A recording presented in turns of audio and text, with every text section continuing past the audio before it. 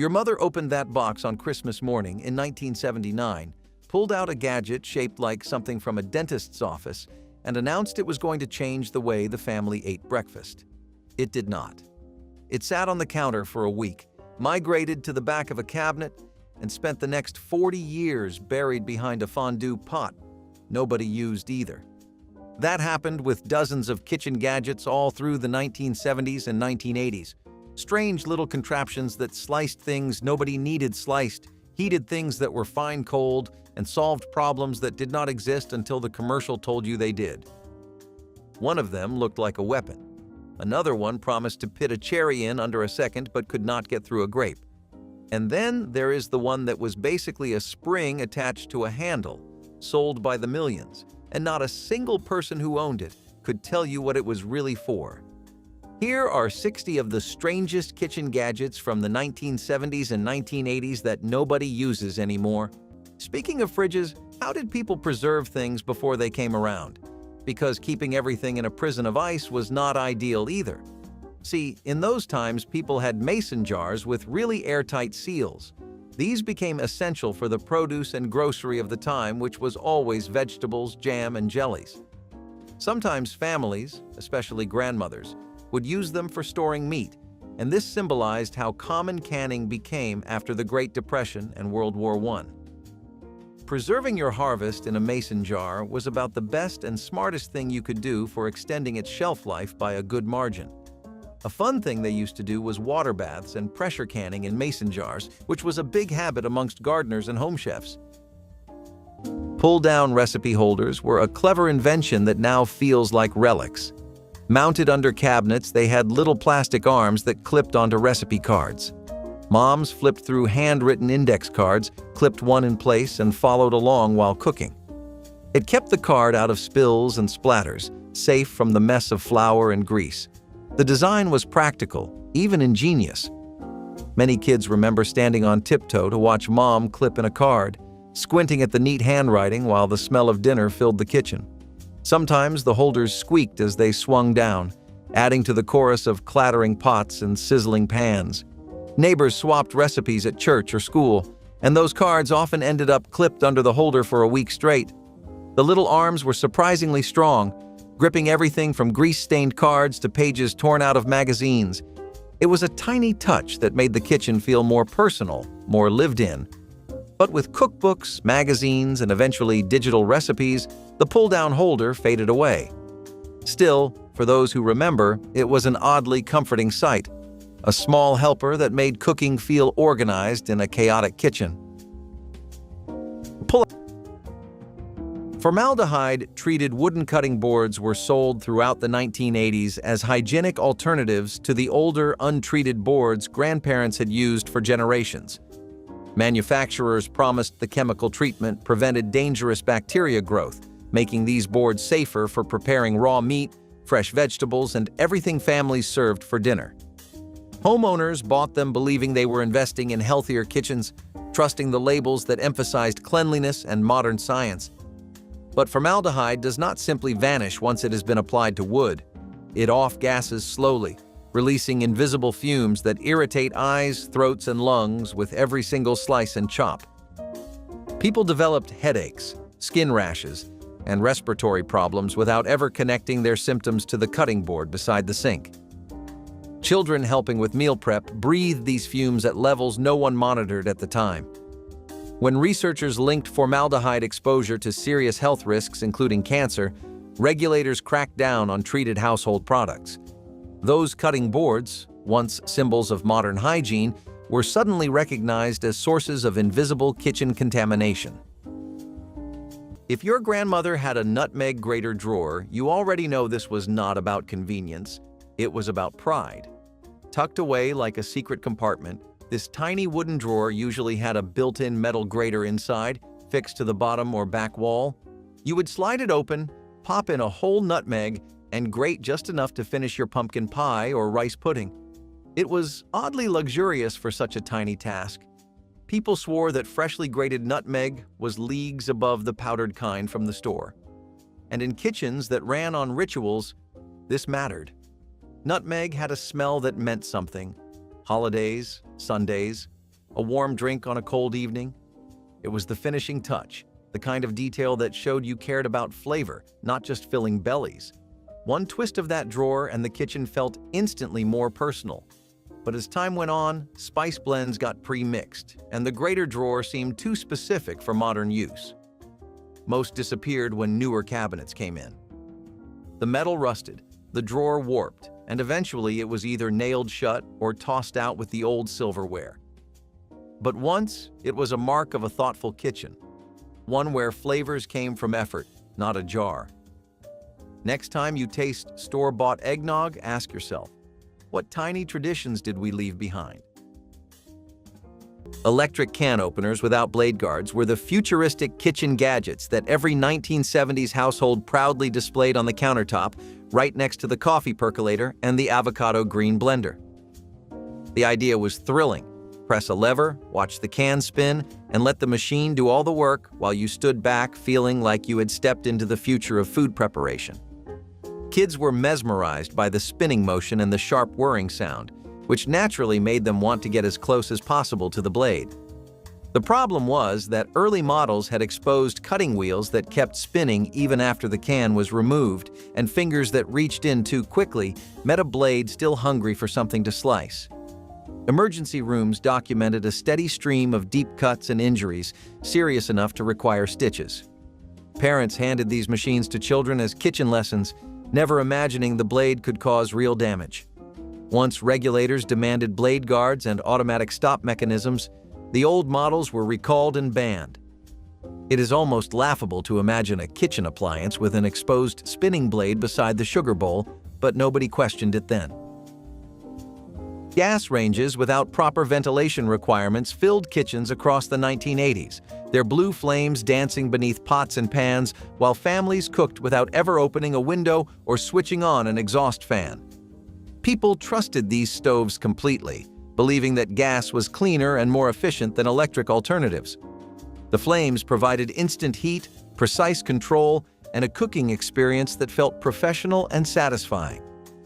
What nobody discussed was the invisible cloud of combustion byproducts filling the room with every meal. Gas burners release carbon monoxide, nitrogen dioxide, and other pollutants that accumulate quickly in enclosed spaces. Families breathed these fumes while stirring sauces, boiling pasta, and gathering around the stove for warmth on cold mornings.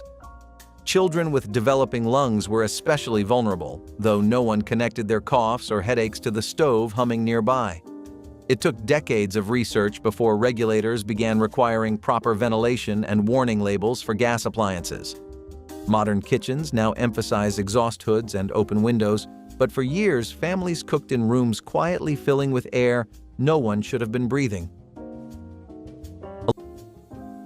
Benzene-based cabinet cleaners were the heavy-duty heroes of 1970s kitchen maintenance, promising to cut through grease, grime, and years of accumulated cooking residue with a single wipe. Homemakers sprayed them liberally inside cabinets, across countertops, and along stove hoods, filling kitchens with chemical fumes they assumed meant the product was working. The smell was sharp, almost sweet, the kind that made your eyes water slightly if you leaned in too close during scrubbing. Nobody questioned what they were breathing because the results were undeniable and the products were sold everywhere respectable cleaning supplies were stocked. But benzene does not simply evaporate and disappear. It enters the bloodstream through inhalation, accumulating in bone marrow and disrupting the body in ways that only became clear decades later. Families who prided themselves on spotless kitchens were unknowingly filling their homes with a carcinogen now banned from consumer products. The shift happened gradually as safer alternatives emerged, but for years those powerful cleaners had been doing invisible damage with every spray and wipe. Every poor kitchen in the 1970s had a set of enamel mixing bowls. Heavy, often chipped along the rim, they were the workhorses of daily cooking. Whether it was bread dough, cake batter, or mashed potatoes, those bowls carried the weight of family meals. They were not perfect. Chips exposed the dark metal underneath, and sometimes rust would creep in. But families kept using them anyway, because buying new ones was out of reach. The enamel was strong enough to survive being dropped, stirred, and scraped 1,000 times. Mothers mixed pancake batter in them before school mornings, fathers tossed salads in them on weekends, and kids licked the spoons clean while the bowls sat soaking in the sink. These bowls were passed down, inherited from mothers and grandmothers, each one with its own history of meals prepared and shared. They were part of birthdays, holidays, and everyday suppers that stretched cheap ingredients into something filling.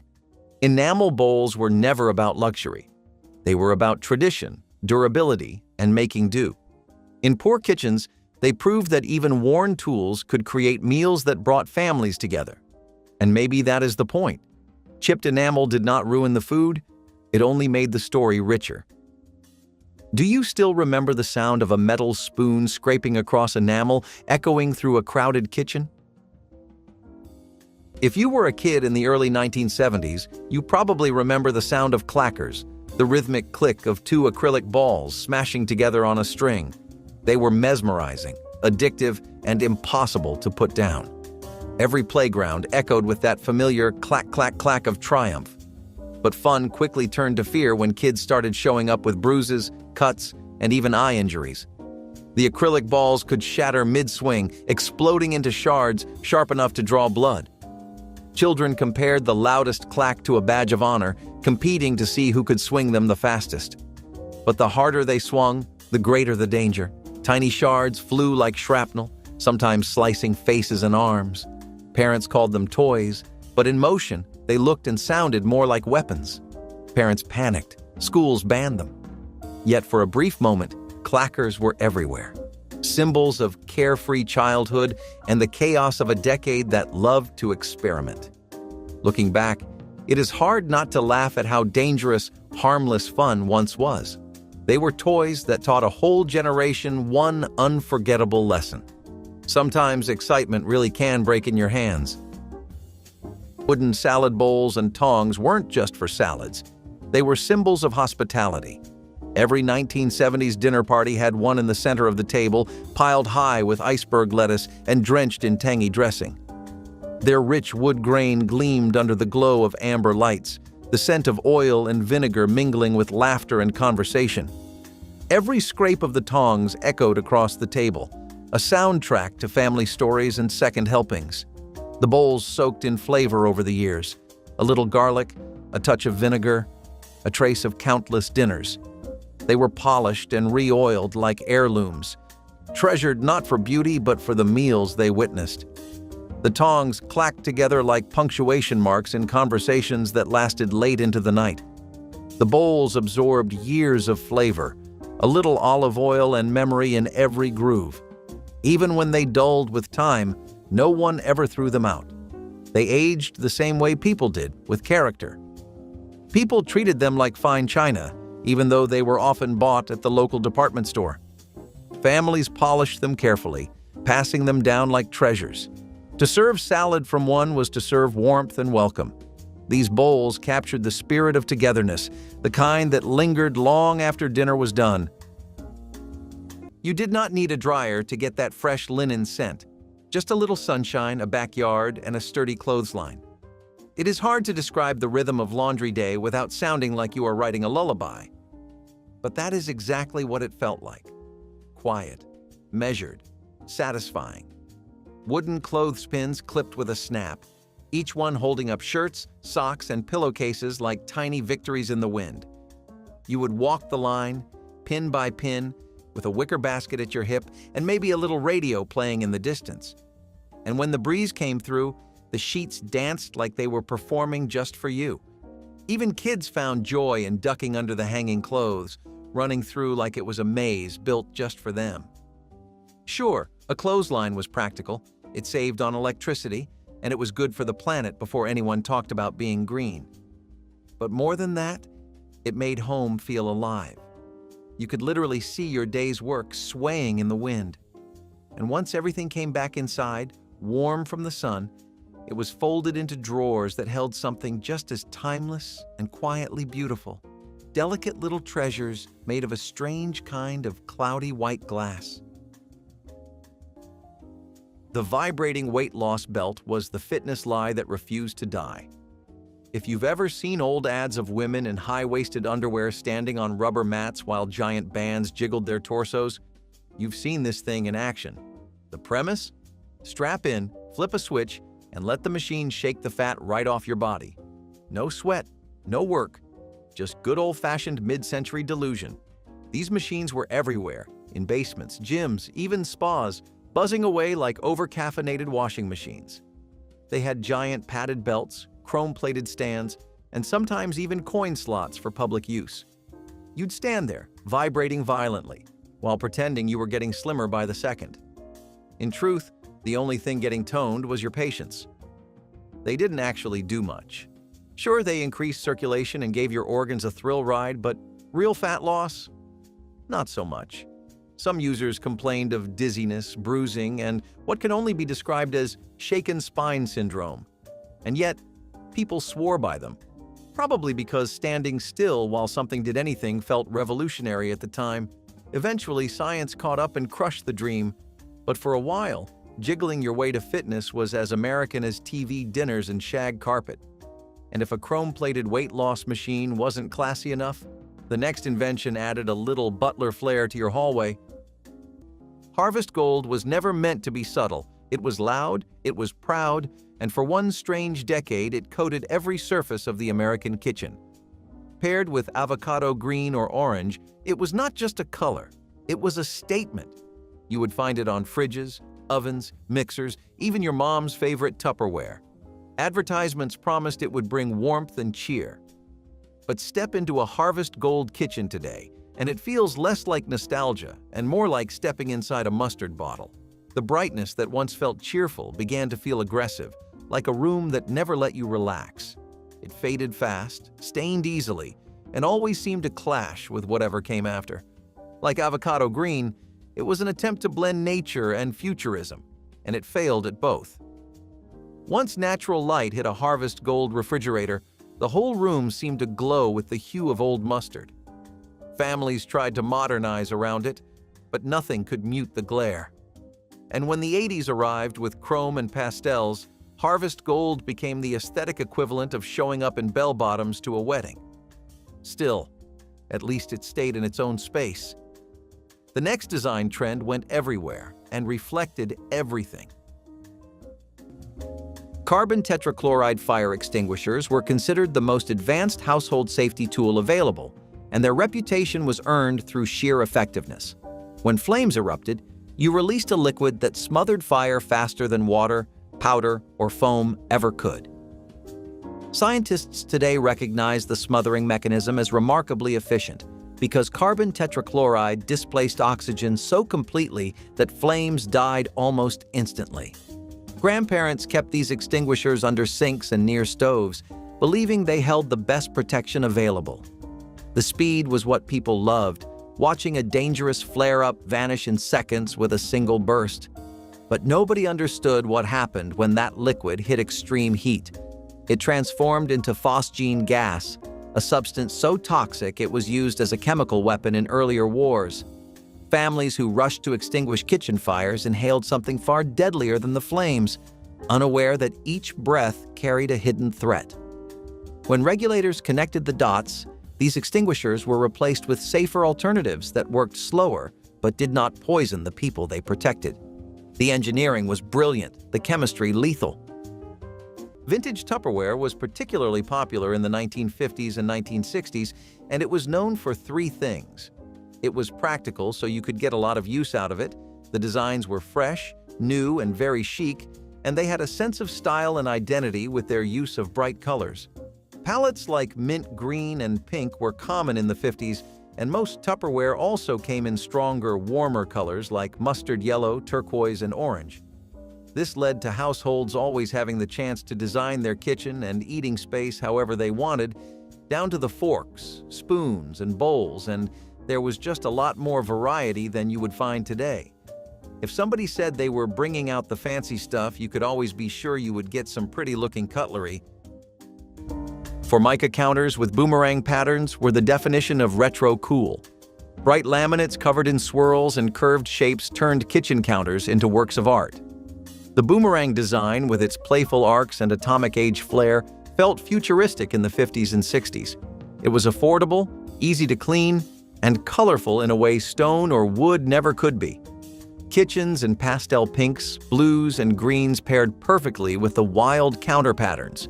Families often bragged about how modern their kitchens looked, even if the counters clashed with everything else in the room. Kids scratched doodles into the surface with forks, and those marks stayed forever, part of the kitchen's history. For kids, it felt like growing up inside a comic book. For parents, it was modern living at its best. Of course, Formica did not last forever. It scratched, burned, and peeled over time. But in its heyday, nothing screamed contemporary kitchen like a boomerang pattern counter gleaming under fluorescent light. Carbon tetrachloride oven cleaners promised homeowners in the 1980s the power to dissolve baked-on grease without scrubbing, and desperate cooks believed every word. The fumes were sharp and overwhelming, but people assumed that meant the product was working hard on their behalf. Mothers sprayed inside ovens, closed the doors, and waited while chemicals worked, often leaning close to check progress through the small window. But carbon tetrachloride was never meant for enclosed household spaces. The fumes attacked livers, kidneys, and nervous systems with speed that shocked medical researchers. People using these cleaners in poorly ventilated kitchens collapsed before understanding what was happening. Emergency rooms documented cases linked directly to products sold in every grocery store. When regulators finally banned carbon tetrachloride for household use, it came with the weight of tragedies that should never have happened. Those powerful cleaners vanished from shelves, replaced by formulas sacrificing strength for safety. It is haunting to think how many people stood inches from danger while simply trying to clean. Behind the smooth cabinet doors of many mid-century kitchens hid a surprising tool, a pull-out dish drainer that lived inside the wall. After washing dishes, you would slide out the rack, load it up, and let everything drip dry behind closed doors. It kept counters clear, made the kitchen look tidy, and gave a sense of order that matched the rest of the house.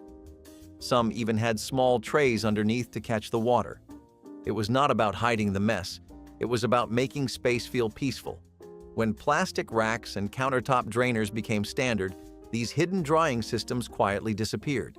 New kitchens no longer had room for them, and they were hard to clean and prone to mold. But there was something thoughtful about them, something neat, something kind of charming. Now, we just pile dishes in the sink or leave them out for hours. The idea of drying dishes out of sight feels like something from a different era, one where appearances mattered, but so did small comforts. What else have we stopped tucking away for the sake of convenience? Egg slicers with exposed piano wire blades were the kind of kitchen tool that looked like a tiny medieval torture device disguised as a breakfast accessory. The hinged frame held a row of razor-sharp wires stretched so tightly they hummed when you flicked them, and all you had to do was place a boiled egg on the base and press down for perfect slices. Kids were fascinated and could not resist running their fingers across the wires, discovering the hard way that those strings cut deeper than they looked. Parents shrugged off the occasional nick because the tool was simply too convenient to abandon. Every kitchen drawer in the 1970s seemed to have one rattling around beside the bottle opener. The problem was that the wires were completely unguarded, and when the slicer was pulled from a crowded drawer or handed to a child, fingers met blade before anyone could react. Emergency rooms documented enough injuries to catch the attention of regulators, and the most dangerous models were banned and redesigned with protective frames. Looking back, it feels absurd that a tool meant for something as gentle as a boiled egg could leave so many people reaching for bandages instead of toast. Mercury dial meat thermometers were essential tools in kitchens across the 1980s, trusted to deliver accurate readings every time a roast or turkey came out of the oven. The slender glass tubes with their silver columns felt precise and reassuringly old-fashioned in an era fascinated by gadgets. Parents stabbed them into holiday birds without hesitation, checking temperatures while steam rose and ovens hummed. What nobody considered was what happened when the glass cracked or shattered, something that occurred far more often than people like to admit. A dropped thermometer or an accidental knock against a roasting pan could send tiny beads of mercury rolling across cutting boards or directly onto the food itself. Mercury is extraordinarily toxic, capable of causing neurological damage even in small doses, and cleaning up a spill was nearly impossible without professional help. By the time regulators restricted mercury in household products, countless families had unknowingly handled broken thermometers with bare hands. Today, digital thermometers have replaced those old glass tubes entirely, but the memory of that delicate silver line remains etched into holiday cooking memories.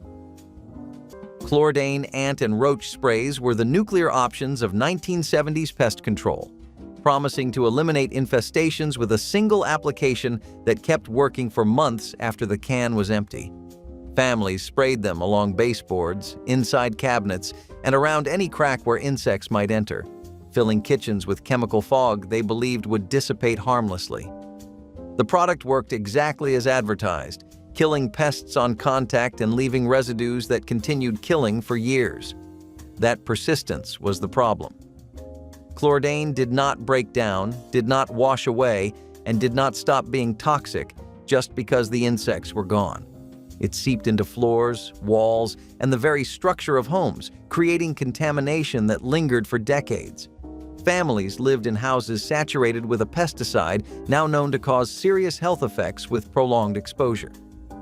When regulators finally banned chlordane for residential use, some homes required professional remediation. The sprays that promised clean kitchens had instead left invisible contamination embedded in the places where families cooked and ate. Every kitchen cabinet in a poor family's home had its share of mismatched mugs, most of them given away for free at gas stations. They came as part of promotions. Fill up your tank a few times, and you got a mug with the station's logo stamped on the side. For families who could not afford full matching sets of dishware, these mugs were treasures. Bold block letters, clunky handles, and cheesy slogans made them instantly recognizable. But they held coffee just fine, and that was all that mattered. Fathers drank black coffee from them before heading off to work. Mothers sipped instant coffee while keeping an eye on the stove, and kids often ended up using the same mugs for hot cocoa on cold winter nights. Over time, these mugs chipped, cracked, and faded, yet they stuck around. In a way, they became family artifacts. What made them special was how they reflected a moment in time. They were more than free mugs. They were proof of how resourcefulness turned marketing gimmicks into daily life tools. They were also a reminder that the poor could not always choose matching or perfect things. Instead, they created comfort and meaning out of whatever they had. Looking back, do you think those chipped mugs held more warmth than the designer sets people buy today? In the mid-1970s, energy efficiency was the new American dream. People wanted homes that stayed warm in winter and cool in summer without wasting money. That dream led to formaldehyde foam insulation, hailed as a cheap, cutting-edge solution. Contractors sprayed it into walls like miracle foam, sealing gaps in minutes. At first, homeowners were thrilled. Their houses felt warmer, the bills were smaller, and the air smelled faintly of newness. Then came the headaches, burning eyes, and nausea. The culprit? Toxic formaldehyde gas leaking into every room. What started as progress turned into panic. Families opened windows in the dead of winter, desperate for clean air while government agencies scrambled to investigate. The foam was eventually banned, but its smell lingered in memory, a sharp reminder of how easily safety could be sold as innovation. The insulation meant to protect families instead turned their homes into slow, suffocating traps. Popcorn air poppers turned living rooms into miniature movie theaters. With a whir and a rush of warm air, kernels exploded into fluffy white clouds that filled every bowl in sight. Kids gathered around the counter, watching in awe as the popcorn burst out like a magic trick. Sometimes the popper would send a rogue kernel flying across the room, and laughter would follow like clockwork. Butter dripped down fingers, the smell filling every corner of the house with joy. The air filled with that unmistakable buttery smell, the kind that clung to furniture and pajamas long after the movie ended. It was messy, loud, and perfect. The soundtrack of laughter mixed with the rhythm of kernels hitting the bowl. No oil, no mess, just endless snacking potential. The smell of fresh popcorn mixed with the sound of laughter and the flicker of the television made Saturday nights unforgettable. Back then, a simple air popper could make an ordinary evening feel like an event. It wasn't just about the popcorn. It was about gathering together. Even now, that sound and smell can take you right back to a time when happiness came in a yellow plastic machine. Bless this house. You have probably seen it stitched in blue, maybe green, with two little doves perched under a roof. It hung in the hallway, in the kitchen, or right above the mantel, whispering a kind of everyday prayer without ever making a sound. Embroidered samplers like these were not just decoration. They were a kind of gentle anchor. Most were homemade, pulled together by nimble fingers with embroidery hoops and spools of thread that sat on laps while the television buzzed in the background. If they were not made by someone in the family, they were gifted with a handwritten card and a smile that said, "I thought of you." Sometimes they came framed in wood, sometimes just pinned up on the wall with thumbtacks. No one minded. They were supposed to be humble. That was the whole point. Bless this house was more than a phrase. It was a reflection of what mattered. Family, warmth, safety. It was one of the few things you could count on always being there, no matter how much moved or changed. But right next to those stitched words, maybe even underneath them, you would probably find a stack of something even heavier than it looked. By requiring a full upper body workout just to dry your hair. Before Dyson made hair dryers look like unidentified flying objects, drying your hair meant cranking a handle like you were powering a small boat. Hand-cranked hair dryers were exactly what they sound like. Metal contraptions with a crank on one side and a nozzle on the other. You had to turn it by hand while pointing it at your hair, hoping the airflow was warm enough to do something besides blowing strands in every direction. Some models required two people, one to crank, one to aim. Others came with foot pedals, like you were sewing your scalp into submission. They were heavy, noisy, and about as effective as waving a frying pan at your head. Still, they were popular for a time because they didn't rely on electricity and made you feel like you were doing something fancy. Bonus, they doubled as hand warmers and bicep trainers. The chrome finish gave them a cool, space-age look until they started rusting from constant bathroom humidity. Eventually, the invention of electric motors made them obsolete, but if you ever see one at a thrift shop, try not to laugh too hard. Someone once thought that was innovation, and if winding a crank for 10 minutes sounds exhausting, wait till you hear about the machine that promised to make your bed without lifting a finger. If you lived through the 1970s, you remember the feel of it between your toes. Shag carpeting was more than a design choice, it was a movement. Bold colors, thick fibers, and the kind of plush softness that made you want to lie down and never get up. From mustard yellows to burnt oranges, it blanketed floors in every room, including bathrooms, which is an idea no one has really been able to explain. Shag was fun and funky, but it was also a magnet for everything you never wanted in your house. Dust, dirt, pet hair, smells, and once it was in there, it stayed. Vacuuming was a chore. Deep cleaning was a nightmare. The very feature that made shag carpet so appealing, its thick, luxurious texture, was exactly what made it impossible to clean. People were not just pulling it up for new trends, they were trying to reclaim their air quality. What started as a symbol of comfort quickly became a maintenance disaster. Eventually, people tore it up in favor of cleaner, sleeker options. Shag rugs might have made a small comeback, but the wall-to-wall version? It is staying in the past, where it belongs. Of course, nothing trapped dust or the mood of a dark, cramped house, quite like what was hanging on the walls. Wood copper arsenate wood preservative, known as CCA lumber, was the backbone of outdoor building throughout the 1970s, used for fences, decks, and playground structures with complete confidence. What made it remarkable was its longevity, because treated wood resisted rot, termites, and weathering for 40 years or more, far outlasting any untreated timber. Scientists still acknowledge CCA treatment as one of the most effective preservation methods ever developed, solving a real problem for homeowners tired of replacing decayed lumber every few seasons. Families trusted the distinctive green-tinted boards because they delivered durability that seemed permanent. But the protection came from real arsenic, a heavy metal that leached steadily into surrounding soil as the wood aged. Rain washed it deeper, children played on treated surfaces, and pets wandered through yards where contamination spread invisibly. Researchers documented the risks clearly enough for regulators to ban CCA from residential use entirely. Safer alternatives exist, but none match the extraordinary lifespan of the original treatment. It remains one of the clearest examples where the most effective solution was also the most dangerous. Grandmas thought that rolling pins were pretty essential to a good baking session. You could not go a day without seeing one be put to use, as it was just a very multi-purpose tool that helped in every way possible. You could flatten dough with them, roll out a pie crust or a tart crust, as well as the doughs for cookies.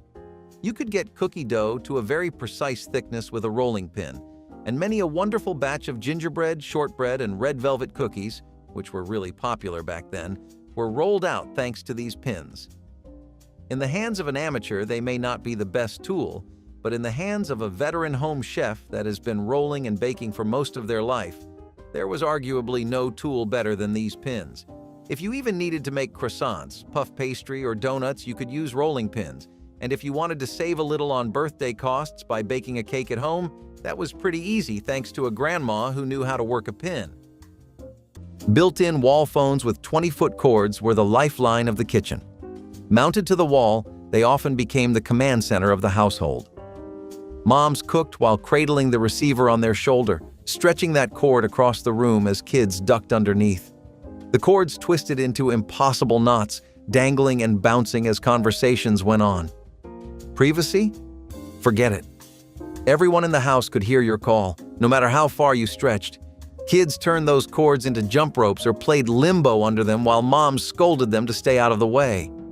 Untangling the cord became a chore of its own, and some cords stayed twisted forever, no matter how hard you tried. Still, there was comfort in it.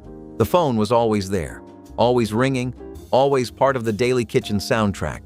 Today, it seems almost absurd to imagine being tethered to a wall just to talk. But for families of the time, the wall phone, with its endlessly tangled cord, was as much a kitchen fixture as the oven.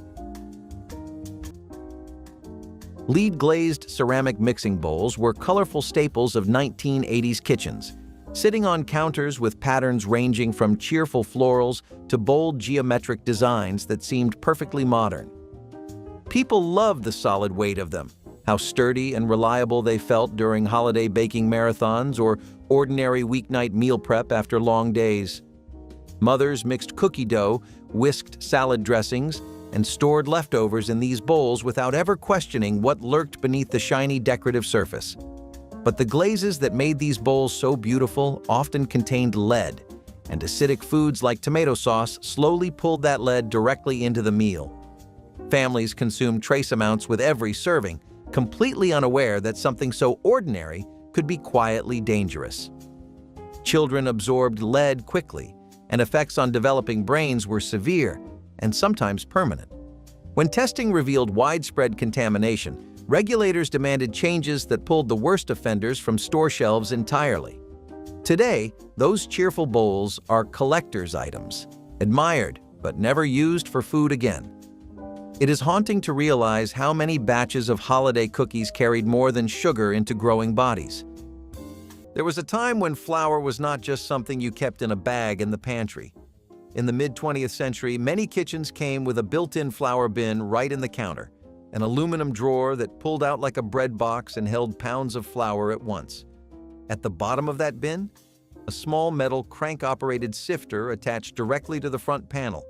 You turned the handle and watched flour fall like powdery snow into a bowl. Housewives loved it because it was fast, tidy, and always right where you needed it. There was a rhythm to it. The soft grind of metal, the whisper of sifted flour, the calm before the dough. It was not just about baking, it was about the ritual that came before it.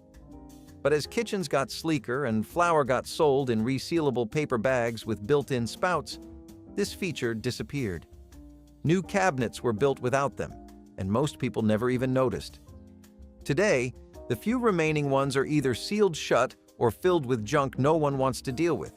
You can find one in an old home and still smell the ghost of biscuits and pie crusts. But no one teaches you how to use the crank anymore. Like so many kitchen traditions, it quietly faded into the background, and now it lives only in memory. Or maybe in grandma's house if you are lucky. When did our tools become so disposable? Plastic pitcher sets made with BPA-laced resin were a colorful staple in every 1970s kitchen, lined up on refrigerator shelves like a rainbow of refreshment waiting to be poured. These pitchers came in cheerful shades of orange, yellow, and green, matching the era's love of bold kitchen decor, and families used them daily for juice, iced tea, and lemonade. Kids grabbed them from the fridge, pouring glasses with a confidence that came from knowing these pitchers were practically unbreakable. Parents loved them because they survived drops, dishwashers, and household chaos without cracking. What nobody understood was that the hard plastic contained bisphenol A, a chemical that leached into liquids, especially when the pitcher sat in sunlight or was washed in hot water. Every cold drink poured from those containers carried traces of a compound later linked to hormonal disruption. Children were the most vulnerable, drinking from these pitchers multiple times daily without anyone suspecting a thing. When regulators issued bans on BPA in food containers, families were shocked to learn their most trusted kitchen staple had been quietly compromising the drinks they served with such care. Grounded kitchen outlet wiring was standard in homes built before the 1980s, and many kitchens kept those dangerous two-prong outlets well into the decade without anyone questioning the risk. Families plugged in toasters, blenders, mixers, and coffee makers without realizing that a single splash of water or a frayed cord could turn an ordinary morning into a medical emergency. The outlets had no ground wire to redirect stray electricity, meaning any fault in an appliance sent current straight through whatever touched it next. Wet hands reaching for a plugged-in mixer became conductors in a circuit nobody intended to complete. Children standing on damp floors while touching metal appliances faced dangers their parents never imagined. Electricians at the time knew the risks, but retrofitting older homes was expensive, and most families simply lived with what they had. When building codes finally caught up and required grounded outlets in kitchens, the change saved countless lives. But for years, those simple two-prong outlets sat beside sinks and countertops, quietly waiting for the wrong combination of water and electricity to turn a family kitchen into a danger zone. Microwave methylene chloride paint stripper sprays were the secret weapons of 1970s kitchen renovations, promising to remove old paint from cabinets, trim, and furniture with minimal effort and maximum results. Homeowners sprayed them in enclosed spaces, watching layers of old paint bubble and peel away like magic, while breathing fumes that seemed like a small price for such impressive efficiency. The chemical worked by dissolving paint on contact, but it also converted to carbon monoxide inside the human body, creating a danger far more immediate than anyone suspected. People collapsed in kitchens and basements without warning, overcome by fumes that acted faster than they could recognize the symptoms. Some never made it to fresh air in time. The tragedies accumulated quietly before anyone connected the pattern to this common renovation product. When regulators finally demanded bans, the evidence was overwhelming and heartbreaking. Those spray cans had turned weekend improvement projects into life-threatening situations, hidden behind labels that never warned how quickly a closed door could become the difference between finishing a project and never walking out. Into a poor family's kitchen in the 1970s, and you might spot a set of wooden spoons hanging neatly on the wall. They were part decoration, part necessity, and fully affordable. You did not need fancy gadgets when a simple wooden spoon could stir soup, mix dough, or scrape the bottom of a pot without scratching it. The spoons came in sets, often gifted at weddings, handed down from relatives, or bought cheaply at discount stores. Hung proudly in little wooden racks, they gave the kitchen a homely touch. Mothers reached for them daily, their hands wrapping around handles darkened from years of oil, gravy, and stew. Children sometimes played with them, drumming on pots while dinner simmered. Over time, the spoons cracked, split, or took on the flavor of whatever they touched. Garlic, onion, and tomato left behind ghosts of meals long past. But families held on to them anyway. They could be sanded down, oiled, or simply ignored, because buying new ones was not always an option. The sight of those spoons hanging in plain view spoke volumes. They were not just tools, they were markers of family meals, of daily survival, and of quiet pride in keeping a home functional. The poor did not need polished silver or decorative utensils. A wall full of wooden spoons was both statement and solution. Do you remember the feeling of one in your hand, heavier with history than any brand new utensil could ever be? Backyard games were a staple of the 1970s, and lawn darts, known as jarts, were the ultimate crowd pleaser. Big, colorful darts that you tossed toward a plastic ring in the grass. It sounded harmless enough. Families loved them. Picnics, reunions, and barbecues were not complete without a set. But those darts were heavy, sharp, and made of solid metal. A single misthrow could and did cause devastating injuries. Television commercials showed fathers and sons laughing as the darts soared through the air, never showing what happened when they missed. The tips, designed to stick into the ground, were strong enough to pierce skin, bone, even skulls. What began as family fun turned into a national debate over whether danger could ever be part of the game. For years, warnings went ignored. Advertisers showed smiling families, barefoot kids, and perfect summer skies. Behind the fun, hospitals were reporting accidents nationwide. Eventually, the government stepped in, banning them altogether. It is strange how something meant to bring families together ended up tearing so many apart. Today, lawn darts remain a reminder that even the most innocent games can turn deadly when safety takes a back seat.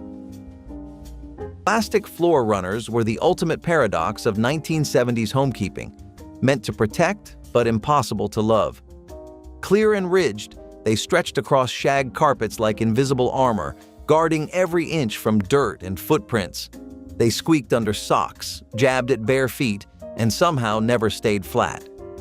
Every child learned the art of hopping from carpet to carpet, avoiding the painful plastic path of doom. The runners trapped air bubbles underneath, making odd squishing noises with every step. They curled at the edges and collected crumbs that no vacuum could reach. And still, every parent swore they were saving the carpet from ruin, as if the floor itself were a family treasure. The runners were supposed to preserve beauty, but all they really preserved were memories of discomfort. And yet, they became as familiar as the furniture itself.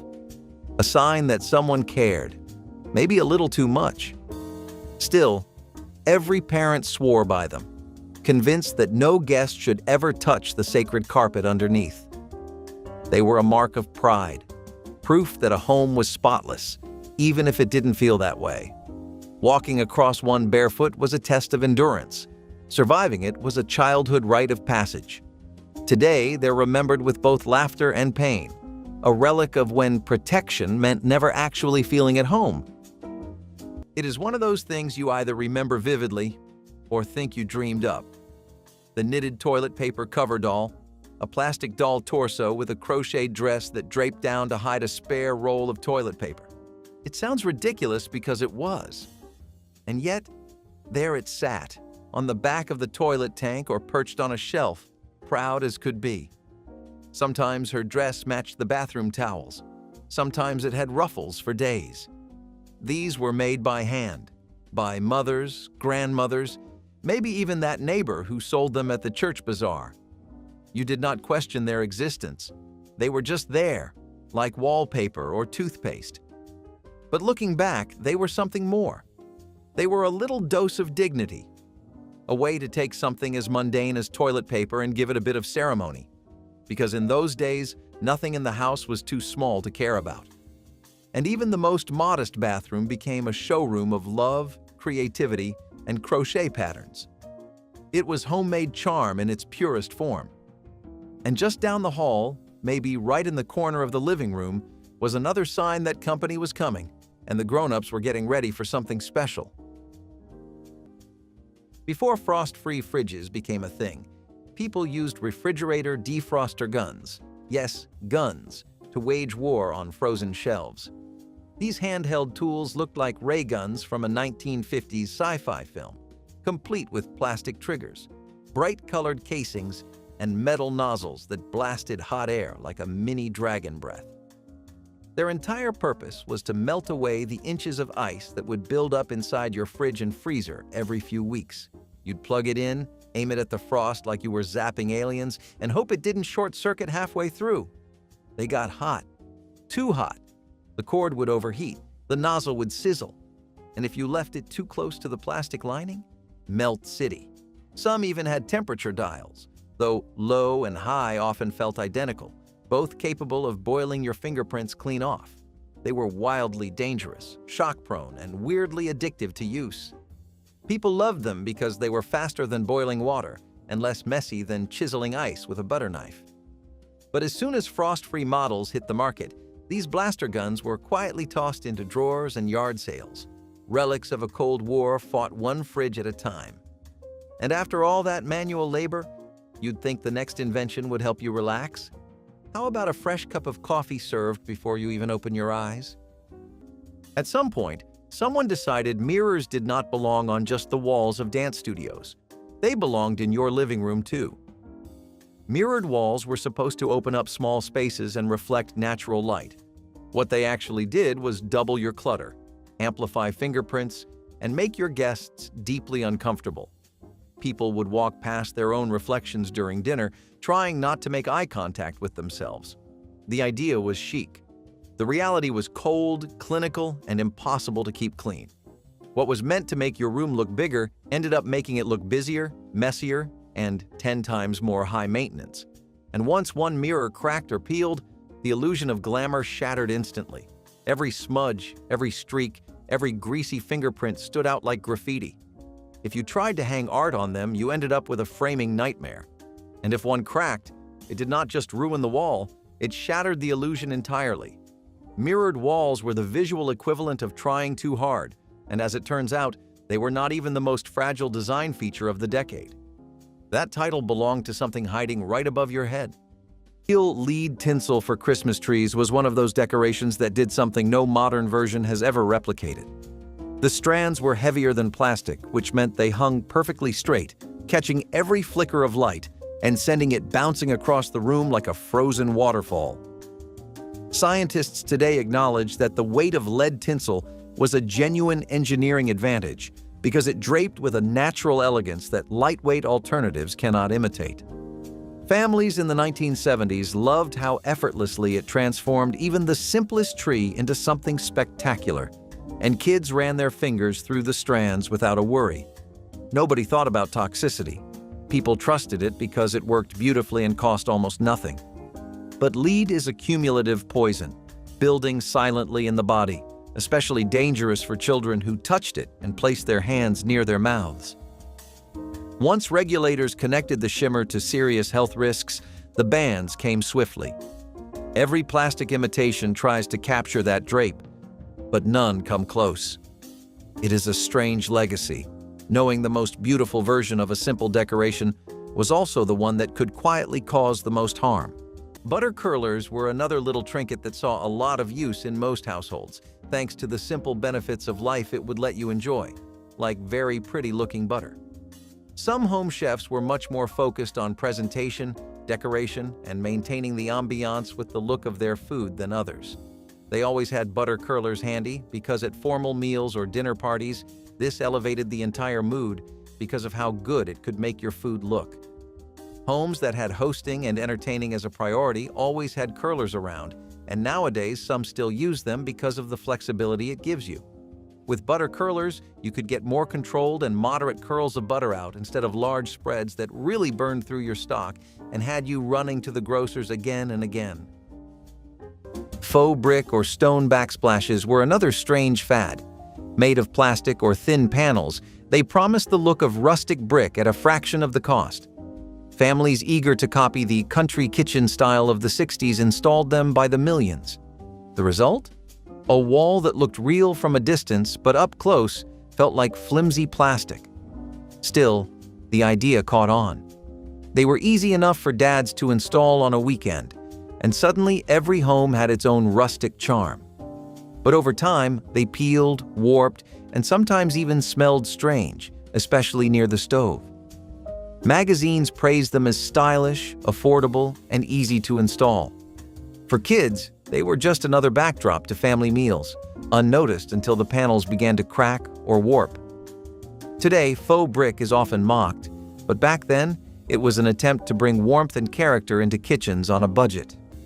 Asbestos potholders and trivets were considered ultimate kitchen safety tools in the 1980s, advertised as heat-resistant and practically indestructible. People grabbed hot pans, lifted scorching casserole dishes, and rested boiling pots on these woven pads without any fear. Manufacturers marketed them as modern marvels every family deserved. Parents passed them between generations, never questioning the grayish fibers woven throughout. But asbestos does not stay locked inside its weave forever. With every use, wash, and fold, microscopic fibers broke loose and drifted into the air. Families inhaled them while standing at the stove, while cleaning up after dinner, while reaching for dessert plates still warm from the oven. Those fibers lodged deep in lungs and stayed there, causing damage that sometimes took decades to appear. When scientists connected asbestos exposure to deadly respiratory diseases, regulators banned these products entirely. The potholders that symbolized kitchen safety became symbols of hidden danger instead. It is chilling to realize something meant to protect from burns was quietly causing harm far worse. Screwed directly into the wall, these heavy-duty wall-mounted can openers were as stubborn as they were convenient. Usually found right next to the stove or sink, they were the type of kitchen gadget you used without thinking, until you bumped your head into one or sliced your finger trying to clean it. You locked in the can, turned the large handle, and heard that satisfying scrape as the lid peeled away. And it never moved. That was the point. It was always there, ready to go. Back then, cans did not have pop-tops, and handheld openers were prone to rust or breaking. So this chunky mechanical beast became part of the kitchen wall like a light switch. It made even the smallest task feel intentional, like you were part of a well-oiled machine. And it never broke, because it was made to be used, not replaced. Some people even bragged about how fast they could open a can of tomato soup. But as kitchens modernized and designers chose clean lines over utility, wall-mounted can openers became kitchen fossils. They were ripped out and tossed away, their holes patched up and painted over. Now, most folks do not even recognize them. But if you ever find one, run your hand along the gear teeth. It might just stir something in you. Why did we stop building things to stay put? Fondue, sets with unshielded open flame burners, were the crown jewel of every 1970s dinner party, sitting at the center of the table like a bubbling cauldron of social sophistication. The setup was simple and terrifying in equal measure. A pot of boiling cheese balanced on a thin metal stand, heated by a canister of fuel that burned with an open flame inches from napkins and wandering hands. Everyone gathered around with long forks, dipping bread and fruit into the molten mixture while the flame flickered close to anything flammable.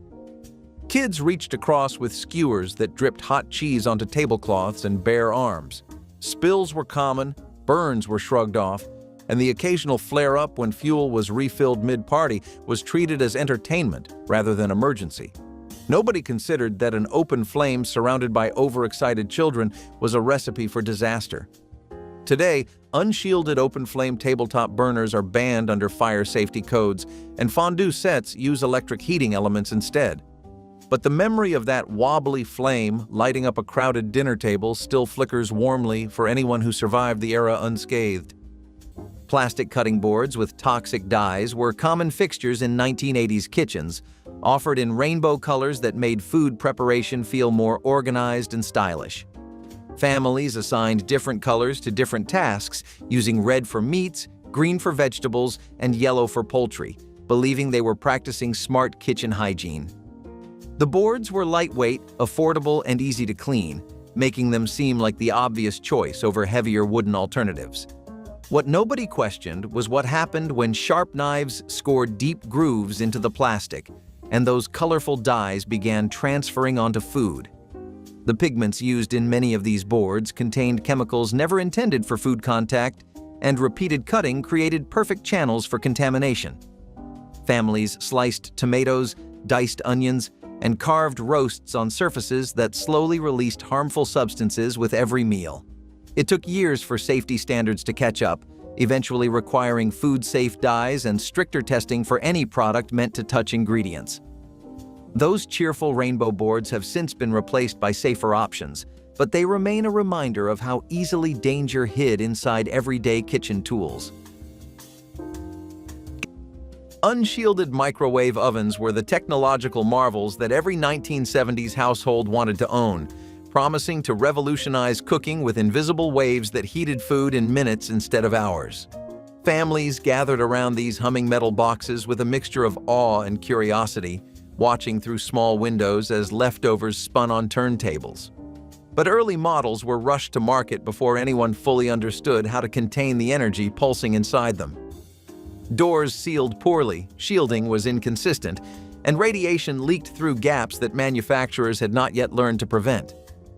People stood inches away, faces pressed close to watch their food rotate, absorbing energy that escaped through faulty seals. Some reported headaches, dizziness, or a strange tingling sensation when standing too close during operation. Pets avoided kitchens where these machines hummed, and houseplants near countertops wilted without explanation. When regulators finally tested the older units, they discovered leakage levels far exceeding what would later be considered safe. The bans and recalls followed quickly, forcing manufacturers to redesign every seal before selling another unit. When the peanut butter was gone, the jar did not go in the trash. It went straight to the sink, got a good wash, and turned into a drinking glass. This was the unspoken rule in poor households across the 1970s, and it made perfect sense. Why buy glassware when food companies were already handing it to you for free? Many of these jars were made from thick glass, sturdy enough to last years. Families would line shelves with them, each one slightly different from the next, creating a mismatched set that became the standard for daily life. Kids drank their morning milk from those jars, fathers filled them with iced tea after long shifts, and mothers served up lemonade at family gatherings with them lined neatly on the counter. And if you grew up in that era, you can still remember the feel of that thick glass rim against your lips. These jars carried more than just liquid. They carried the quiet pride of a family refusing to waste anything. They were proof that you could stretch $1, even down to the container that held your food. And maybe that is why so many people smile when they think back to drinking from a peanut butter jar. It was simple, practical, and just a little bit resourceful. What does it say about us now that we throw away what our parents cherished? Nothing said comfort like curling up under an electric blanket on a cold night. They were luxury and warmth rolled into one, a modern marvel for the modern family. But early models had a dangerous flaw: poor wiring. Wires frayed inside the fabric, sparks flew, and fires started in the middle of the night. The cozy hum of electricity felt like progress itself. No more cold sheets or frosty mornings. But inside those blankets, tangled wires rubbed and wore thin with each use, turning comfort into kindling. One overheated coil could transform a peaceful night into a blaze that consumed the very bed it was meant to warm. What was supposed to be comfort became catastrophe. People trusted their blankets to keep them safe and warm, not realizing that one flick of the switch could ignite the bed beneath them. Manufacturers eventually added safety switches and temperature controls, but not before tragedy struck countless homes. The danger of electric blankets was quiet but terrifying. It lived in the very object meant to bring comfort. Even now, some still remember that faint electrical smell, the hum of danger disguised as luxury. Light-up touch lamps were pure magic to anyone who grew up in the 1980s. You didn't need a switch, just a fingertip. With a single touch, the lamp would glow brighter, shimmering off metallic shades that looked straight out of a science fiction movie. Kids couldn't resist tapping them over and over, fascinated by their strange power. Each touch felt like a tiny spark of control, like holding lightning in your hands.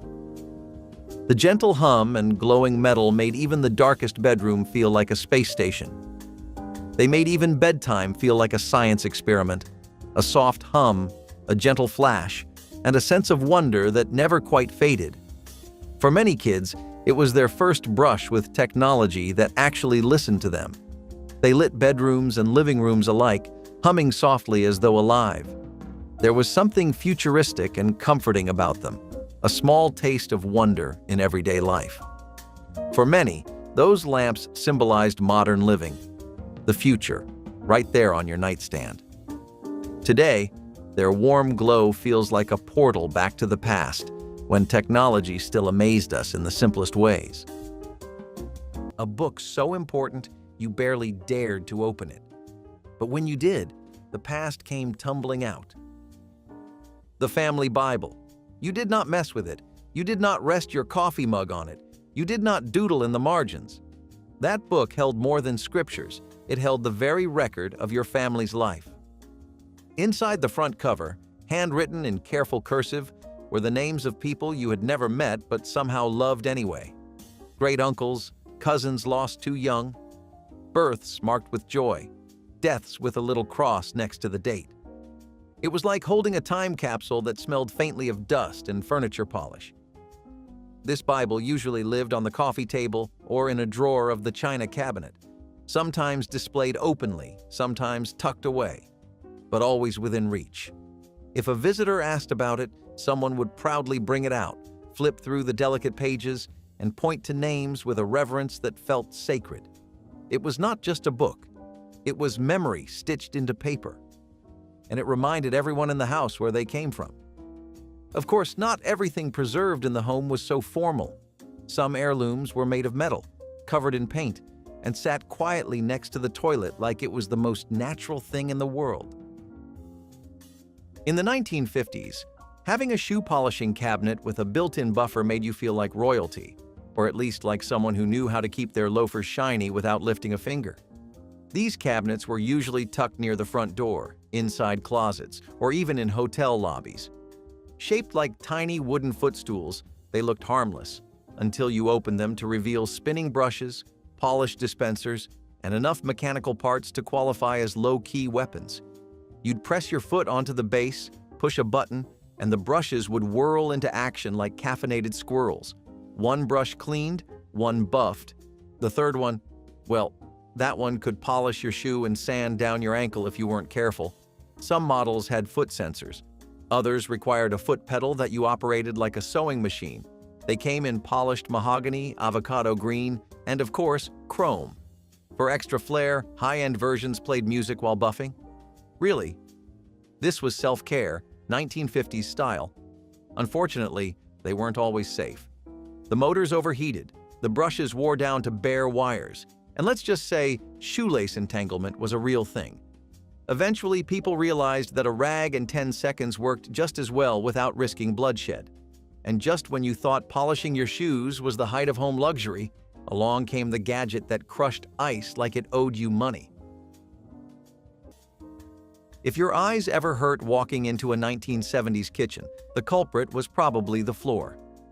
Vinyl flooring in that era came in every wild pattern imaginable. Psychedelic swirls, checkerboard grids, paisley overlays that looked like melted wallpaper. It was meant to be durable, stylish, and easy to clean. In reality, it cracked, peeled, and clashed with every furniture update you attempted. Over time, the colors faded to an uncertain gray or yellowed from the sun. Families tried to cover them with throw rugs, but the damage was already done. The designs did not age gracefully. They just became harder to ignore. What was once considered expressive quickly felt chaotic and cheap, and yet it was impossible to walk through a suburban home without seeing those dizzying tiles in at least one room. It was design overload from the ground up. But if you think that was bad, wait until you see what we were proudly hanging on our walls. Phosphate-heavy laundry detergents were the champions of clean clothes in the 1970s, delivering results modern eco-friendly formulas have never matched. Chemists acknowledged that phosphates were extraordinarily effective at softening hard water, suspending dirt, and preventing it from redepositing onto fabric. Families poured these detergents into every load, marveling at whites that came out brighter and stains that vanished without pretreatment. The science was elegant, a single additive solving multiple cleaning challenges at once. People trusted their routine completely, never imagining every cycle sent those chemicals into rivers and lakes.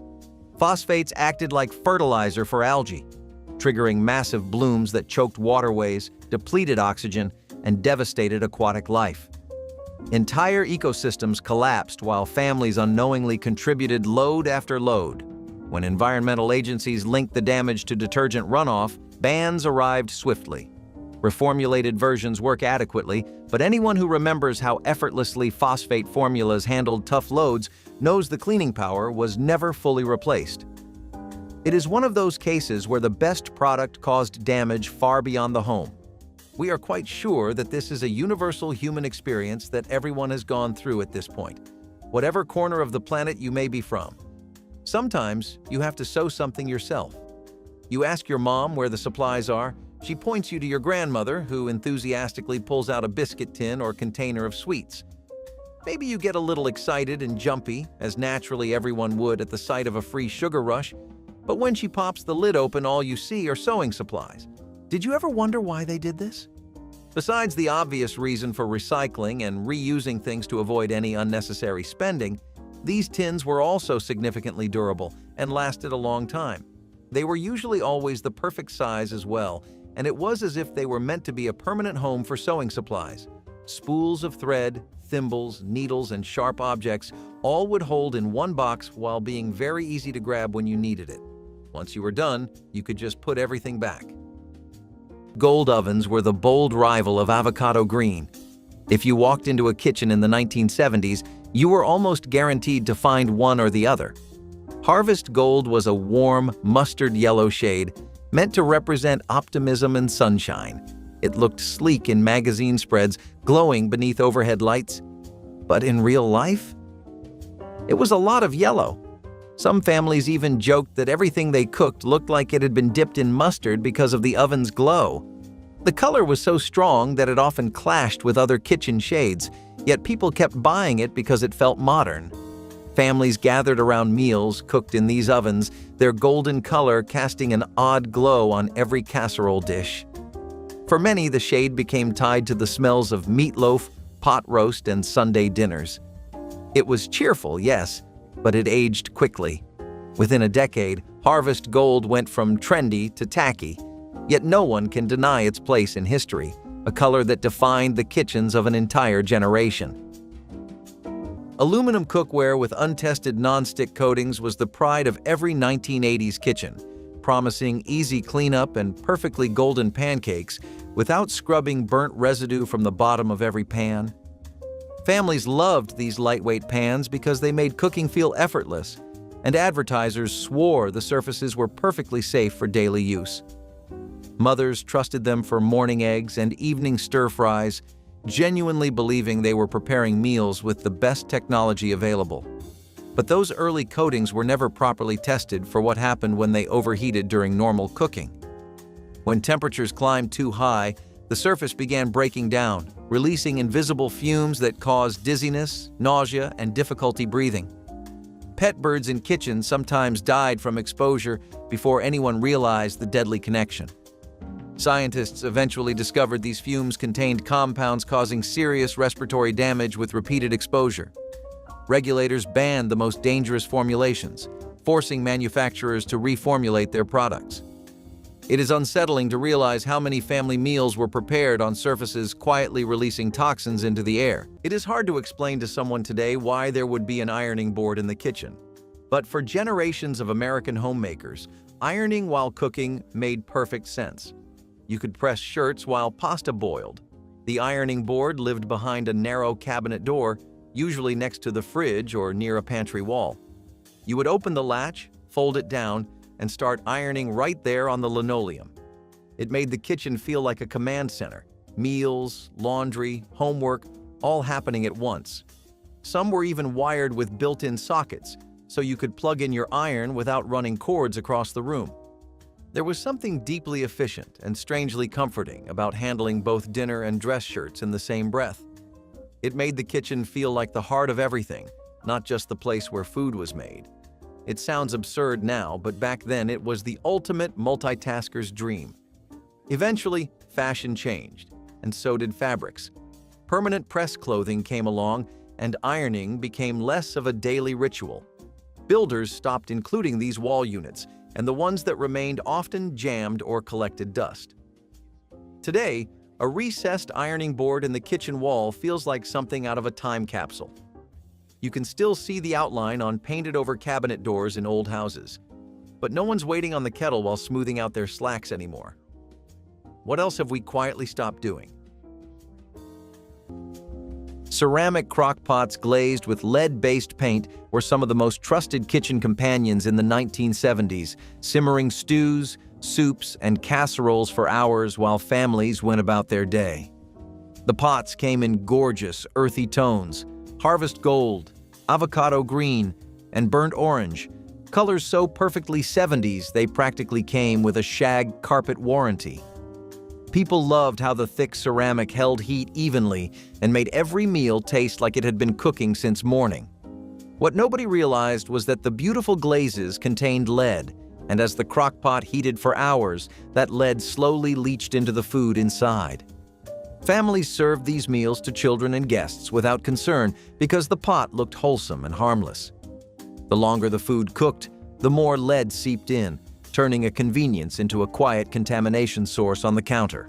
When health studies connected lead-glazed cookware to dangerous exposure levels, regulators banned the formulas and forced manufacturers to reformulate. It is unsettling to think that the crock pot that made your grandmother's famous chili carried a risk nobody tasted or suspected until science intervened decades later. Asbestos-lined toaster ovens were tucked onto kitchen counters across the country in the 1980s, humming quietly while families waited for bagels to brown and cheese to bubble.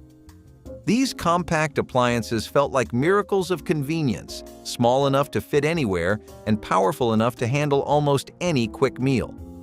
Parents loved them because they saved time, and kids loved them because they meant warm snacks without waiting for a full-sized oven to heat up.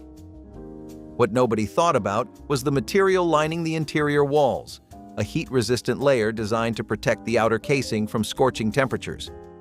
Over time, as the linings aged and cracked from repeated heating cycles, microscopic fibers began releasing into the air families breathed while standing nearby waiting for toast.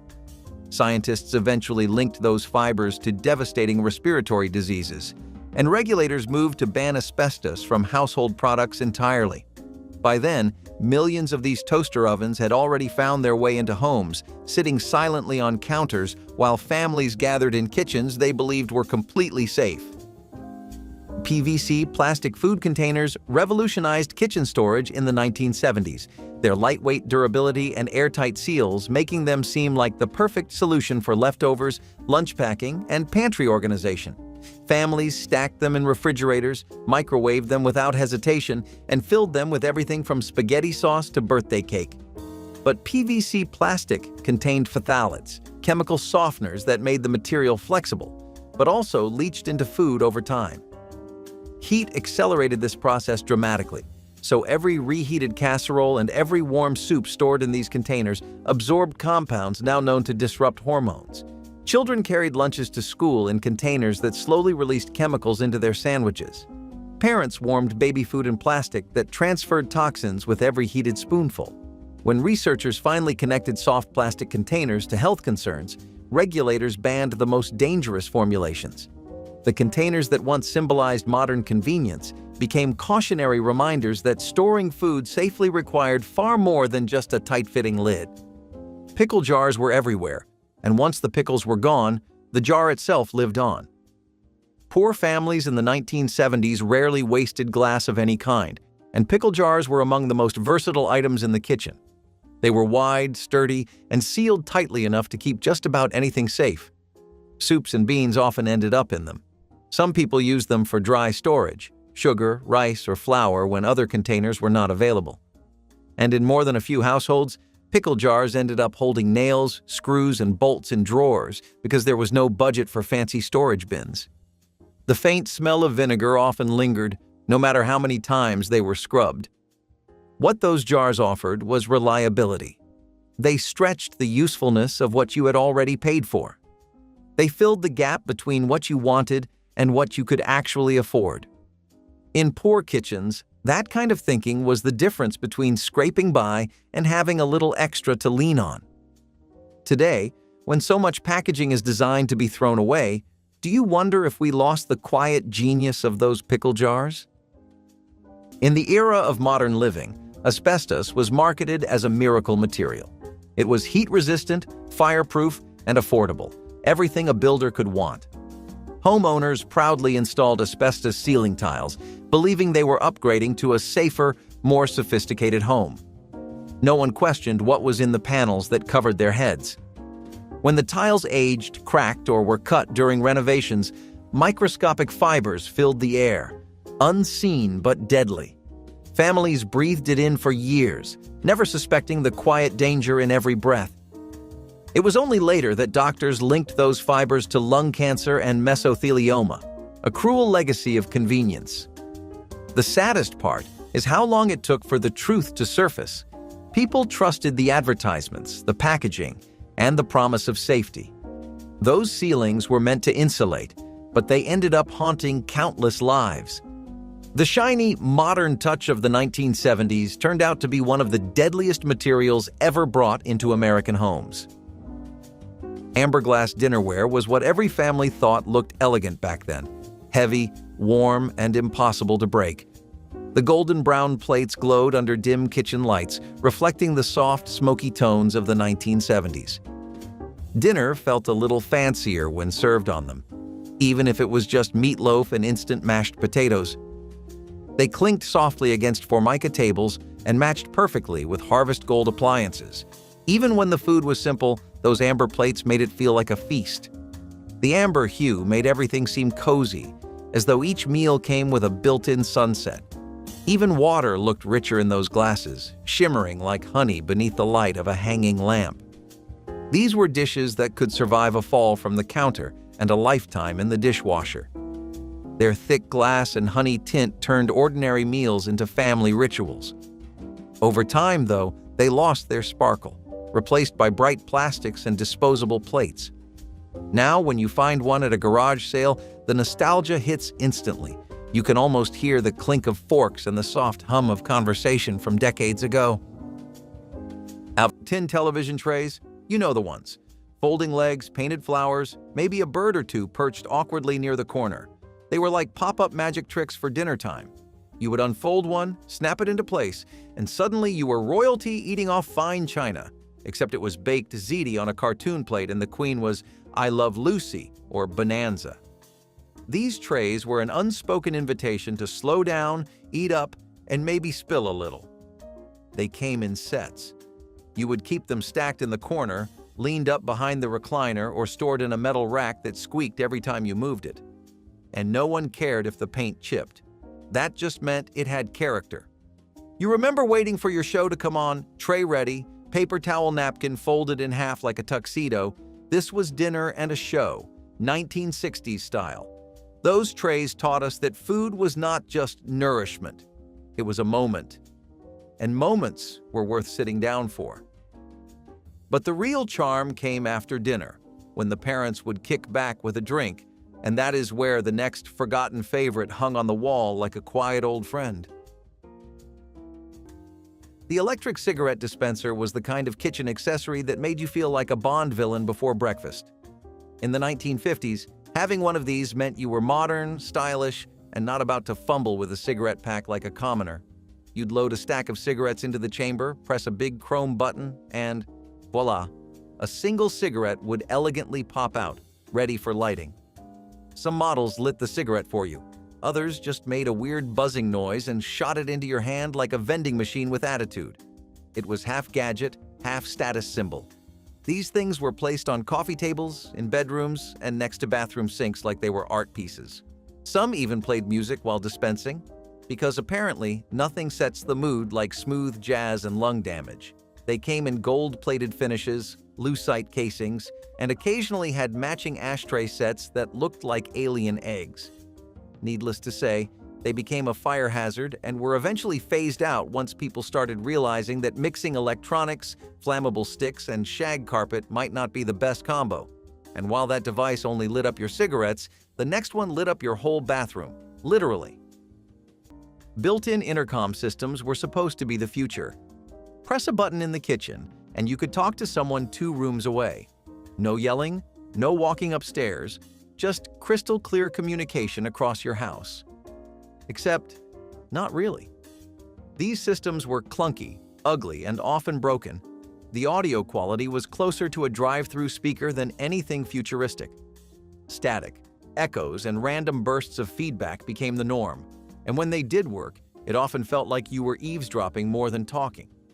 Even as a novelty, the intercom felt outdated within a few years, replaced by cordless phones and then home cell lines. What was once cutting-edge quickly became awkward background noise. People quickly realized that a cordless phone, or just walking down the hall, was faster and less frustrating. Within a decade, these systems went from high-end status symbols to forgotten wall boxes gathering dust. Some were hidden behind art, others were ripped out entirely. But if avocado green had a twin in tragedy, it was coming next.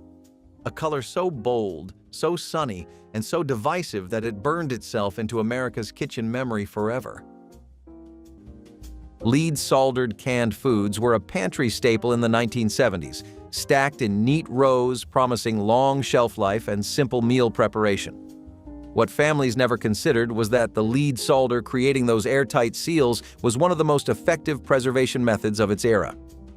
Scientists acknowledge that lead bonds were extraordinarily tight, preventing air, moisture, and bacteria from entering with a reliability tin alternatives initially struggled to match.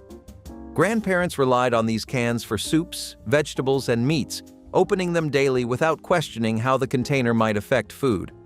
But lead does not stay locked in metal when it contacts acidic ingredients like tomatoes or citrus. It leaches into the contents, turning a convenient item into a quiet source of contamination that accumulated with every meal. Doctors traced rising cases of poisoning back to these soldered seams, and regulators moved to eliminate lead from all food packaging. The transition to tin welded seams took years, and early replacements did not seal as reliably. Engineers still note that the original lead bonds set a benchmark for hermetic sealing that required considerable effort to surpass safely. The meat grinders of yesterday were known as manual food mincers, and before electrical appliances and pre-packaged processed meat took over marts and homes alike, they were a kitchen staple you would find everywhere. Manual food mincers let any kind of family enjoy most kinds of food, like meat, veggies, and dry nuts as well. You could have ground meat or minced, which let them make sausages and burgers, steaks, or pâtés, so you could open up access to dumplings for dinner or a cookout with homemade burgers. A lot of meat stuffing dishes like meatloafs and dumplings were also very popular things to make, so food mincers helped in preparing those, and they were very self-sufficient and economical. Pull-out cutting boards were another once common feature.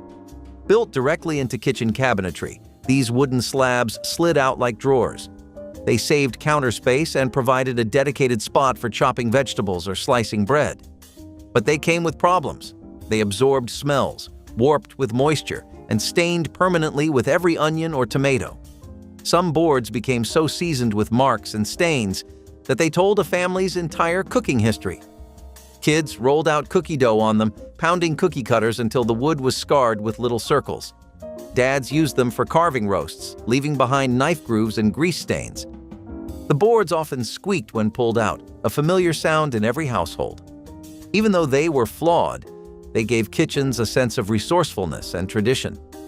Yet, for families with small kitchens, they were a lifesaver. Kids often remembered rolling out cookie dough on those boards, flour dusting the wood as holiday baking took over the room. Today, the pull-out cutting board has all but vanished, but its memory remains in kitchens that valued function above all else. Mercury meat thermometers were kitchen essentials throughout the 1980s, trusted to deliver accurate readings that meant the difference between a perfect roast and a dangerous one. Cooks jabbed them into turkeys, hams, and roasts, watching the silver line climb until it signaled doneness. These thermometers felt reliable, scientific, and essential for holiday meals when temperature really mattered. But mercury does not belong anywhere near food. A cracked thermometer, a dropped gauge, or a broken tip could release tiny silver beads directly into the meat families we're about to serve. Children found the rolling droplets fascinating, sometimes touching or tasting them before adults intervened. Mercury poisoning symptoms ranged from tremors to memory loss, and the damage could be permanent. Once regulators recognized the danger, mercury thermometers were banned from kitchens and replaced with safer digital alternatives. Families who trusted these instruments for generations were shocked to learn what they had been risking with every temperature check. Those slim glass tubes became relics of an era when danger hid inside ordinary tools. The electric hot plate built into the countertop was not meant to replace the stove. It was there for the in-between moments, the simmering, the reheating, the lonely cup of soup on a gray afternoon. It looked like a single stovetop coil embedded right into the counter, usually near the sink or beside the coffee station. You turned the knob and it glowed red. No pots stacked on burners, no full stove required. For single servings or quick boils, it was perfect. They became especially popular in the 1950s and 1960s during the height of the modern kitchen boom. They were sleek, functional, and felt futuristic. But they came with risks. Open coils got hot fast, stayed hot longer, and were sometimes forgotten. Over time, homeowners chose to have more counter space instead. The coils vanished, replaced with cutting boards and clean surfaces. But those hot plates once stood for independence, the idea that a small meal still mattered, that a house could be big, but one burner could still feel like home. What part of the kitchen did we lose when we made everything smooth? Pressure cookers without safety release valves were the ticking time bombs of the 1970s kitchen, and somehow every family treated them like perfectly normal appliances. These heavy-lidded pots sealed shut with a clamp that locked in steam until pressure built high enough to cook dried beans in minutes. The problem was breathtakingly simple. If pressure climbed too high with no valve to release it, the lid could launch off the pot like a metal disc aimed at the ceiling. Kitchens across the country experienced explosions that sent boiling food, steam, and shrapnel in every direction, burning anyone standing nearby. Parents told stories about the time the cooker blew as if it were a funny anecdote, then put the lid back on and used it again the following week. Kids learned to leave the room when the pot started hissing, not because anyone explained the danger, but because the sound alone was terrifying enough to drive them out. When regulators demanded mandatory safety valves, the old models were banned from sale. Today, modern pressure cookers have multiple fail-safes, but the memory of those rattling, hissing pots still makes people flinch. Microwave ovens with radiation leakage were an exciting new addition to kitchens in the early 1980s, promising meals heated in minutes instead of hours. Families gathered around these bulky machines, marveling at how quickly leftovers steamed and frozen dinners sizzled. The technology felt like science fiction brought to life, a glimpse of the future sitting right on the countertop. What consumers did not realize was that early models often leaked microwave energy through poorly sealed doors and aging gaskets. People stood inches away, watching food spin on the turntable, absorbing radiation that was never supposed to escape the metal box. Reports of headaches, dizziness, and eye irritation began surfacing among heavy users. Technicians testing these units found alarming levels of leakage that far exceeded safe limits. Regulators stepped in quickly once the pattern became undeniable, requiring stricter shielding standards and mandatory safety interlocks. Modern microwaves are engineered to contain their energy completely, but those early models sat in kitchens for years before anyone understood what was quietly escaping through the cracks. Lead crystal juice pitchers were the elegant centerpieces of 1970s breakfast tables, their faceted surfaces catching morning light and turning ordinary orange juice into something that looked almost ceremonial. Families used them for Sunday brunches, holiday gatherings, and everyday meals, believing that beautiful glassware elevated even the simplest breakfast routine. The weight of these pitchers felt substantial and reassuring, a sign of quality that cheaper alternatives could never match. What nobody understood was that lead crystal slowly released its toxic metal into acidic liquids, and fruit juice was about as acidic as kitchen beverages could get.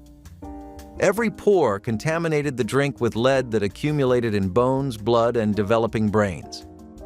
Children drank glass after glass of juice their parents believed was healthy, never suspecting the elegant pitcher was quietly undermining every vitamin the orange juice contained.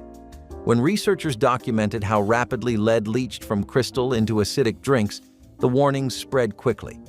Those beautiful pitchers now sit unused in cabinets, too dangerous for juice, but too cherished to throw away. Every poor family kitchen in the 1970s had a set of aluminum measuring cups rattling around in a drawer. They were light, dented, and often bent so far out of shape you had to guess which one was the half cup and which one was the full. More often than not, they were hand-me-downs from grandma, carrying the dents and scratches of decades of meals. These cups were not fancy. They had no polished finish, no decorative handles, and no perfectly printed measurements. But they got the job done. Mothers used them to measure out flour for biscuits, children used them to scoop sugar for Kool-Aid, and fathers pulled them out when helping with pancakes on Sunday mornings. They clanked loudly against mixing bowls, their sound unmistakable in a small kitchen where every tool was in constant use. Sometimes the numbers wore off completely, leaving families to rely on memory and instinct. You just knew which cup was which because you had used it so many times. Some families tied strings to them so they would not go missing. Others stacked them together like little nesting dolls of aluminum, always ready to serve. For the poor, these cups were not just utensils, they were continuity. They connected one generation of cooking to the next, bridging the gap between grandparents who survived the Great Depression and children learning to make simple meals in the 1970s. They represented meals stretched as far as they could go, and the humble pride of creating something from almost nothing. Can you still hear the hollow clink of aluminum against enamel echoing through the kitchens of yesterday? Parents in the 1970s wanted their babies to walk sooner, move faster, and explore the world safely. Baby walkers with metal frames seemed like the perfect invention, a sturdy little chariot for curious toddlers. The commercials showed smiling babies zipping around kitchens, their mothers laughing proudly. But reality was far from safe.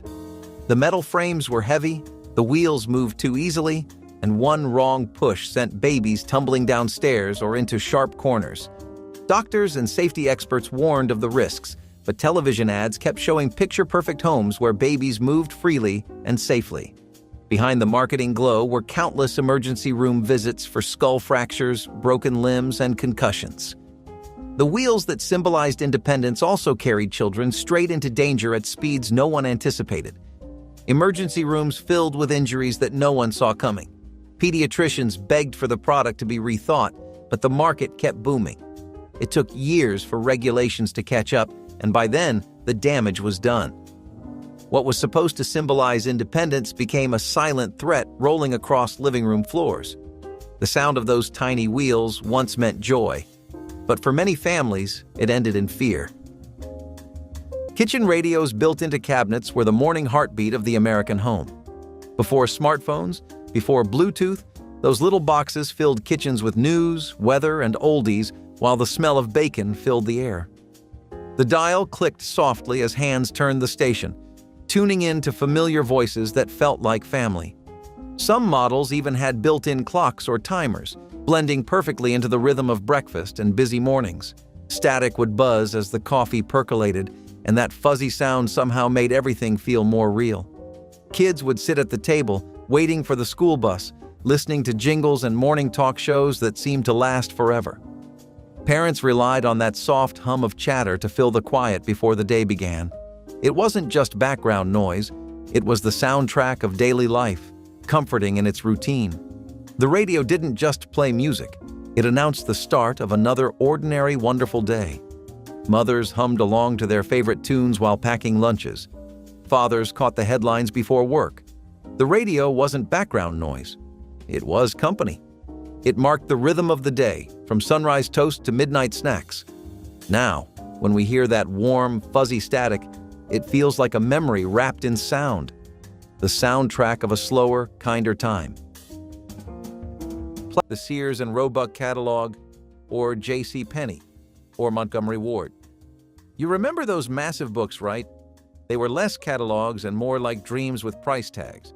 Sitting on the coffee table or hidden under it, they were glossy, thick, and stuffed with everything a kid could want, or a grown-up could imagine affording one day. Toys, tools, drapes, kitchen gadgets, suits, perfume. It was all in there. And if you were lucky, your parents let you circle the items you liked with a pen, even if you both knew those wishes were just that. Wishes. These catalogs doubled as booster seats at family dinners and helped little ones reach the sink in the bathroom. They were part of the daily routine. You would flip through them while waiting for your show to start, or just to pass time on a rainy afternoon. Pages dog-eared, covers worn down, some even missing entire chunks from use. There was something so powerful about holding a book that seemed to hold everything. It made home feel bigger than it was, and while flipping pages may have sparked your imagination, it was what waited outside, hanging quietly on the line, that brought a kind of peace you cannot package in any catalog. The bed-making machine was either a dream come true or an over-engineered nightmare, depending on how often you actually made your bed. Invented in the mid-20th century and quickly forgotten, this gadget promised a neatly made bed every morning with zero effort. It worked like this. Metal arms under the mattress would lift it up slightly while a set of rollers tugged the sheets into place. Sounds smart, right? Until you saw it in action. It groaned like a rusty garage door and moved so slowly you could make the bed faster by hand while blindfolded. And if your sheets weren't perfectly aligned before starting it, too bad. It just smoothed whatever was there, lumps, wrinkles, and all. Some early models also pinched fingers, pulled hair, or malfunctioned mid-lift, trapping the mattress at a 45-degree angle like a fabric tent. It was supposed to be the future of lazy living, but between the noise, weight, and price tag, it became more of a conversation piece than a daily helper. Eventually, manufacturers stopped pushing it, and the machine quietly disappeared from the market. Unlike this next invention, which didn't disappear so much as get sucked straight into your wall. Sunburst clocks, brass peacocks, oversized metal sculptures of sailing ships. If it glittered and could be nailed to drywall, it was probably up there.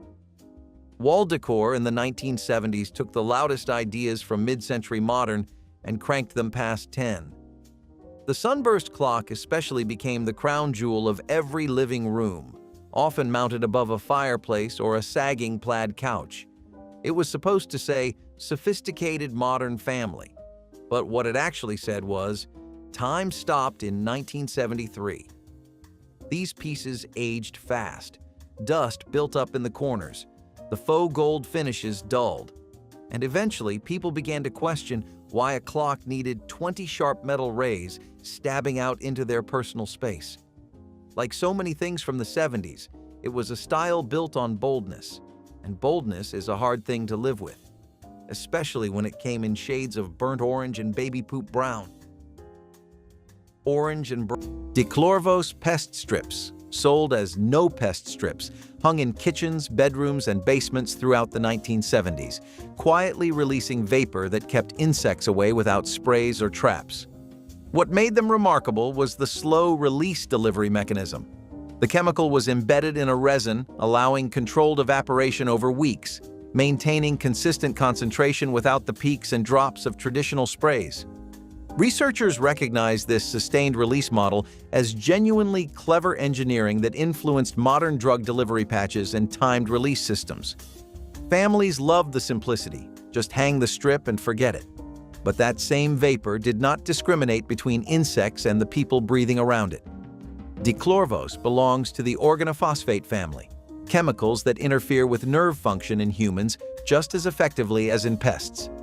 Children, elderly members, and pets absorbed it continuously, often without symptoms until real damage had occurred. When regulators banned them, the strips vanished quickly, but the delivery concept they pioneered lives on in safer applications that owe their design principles to a product too dangerous for homes. Percolator coffee pots were what people used to make their dearly beloved coffee before the age of drip coffee makers in the 20th century. This is how you would make some strong coffee, and it was done by cycling boiling water through grounded coffee. It used a basket and a tube to do those, and they became known for three things: being very straightforward to use and brewing incredibly vibrant and strong coffee. They have been replaced by single-serve Keurig machines and espresso makers because you just get more control over what kind of coffee you want to make with them. But to get that old-fashioned coffee, some households do still enjoy a percolator. Metal ice cube trays with levers were a cold, clunky reality before plastic trays. You poured water into the metal compartments, slid the tray into the freezer, and waited. But when it was time to get the cubes out, the real struggle began. You had to pull a metal lever, cracking the cubes free with a loud snap. Sometimes it worked perfectly. Other times the cubes shattered into jagged chunks or stuck fast. Kids often yelped when the lever pinched their fingers, and parents cursed when water spilled everywhere during the refill. The trays were heavy, clumsy, and always freezing to the touch, but they felt sturdy compared to later plastic versions. Families argued over who had the muscle to yank the lever, especially when it jammed tight. Still, every clink of those trays hitting a glass of soda was part of daily life.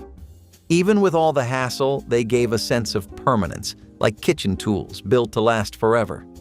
Kids learned to brace themselves for the sound of the lever echoing across the kitchen.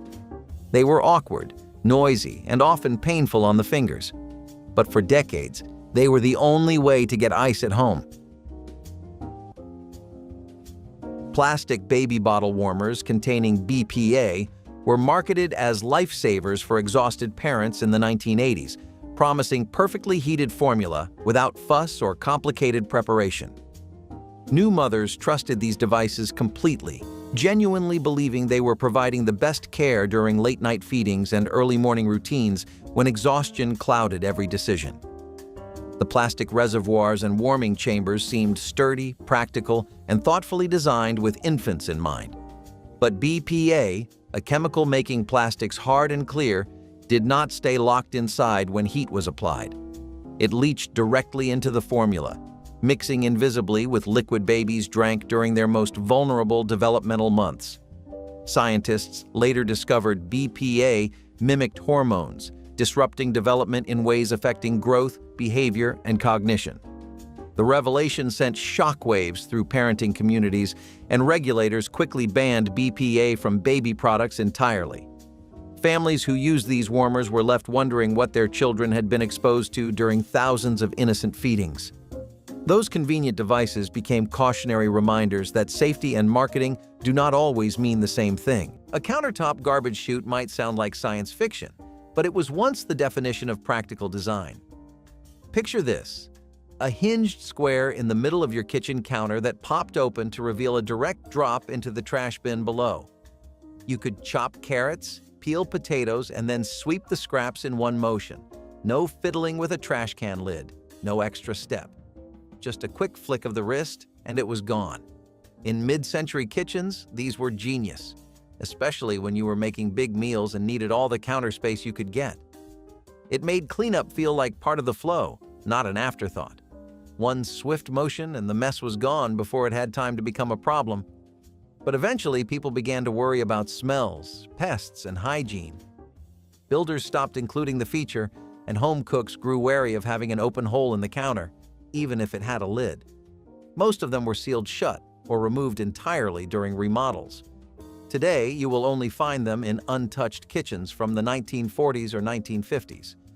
They are almost always covered in laminate or chrome trim, like a forgotten piece of spaceship tech.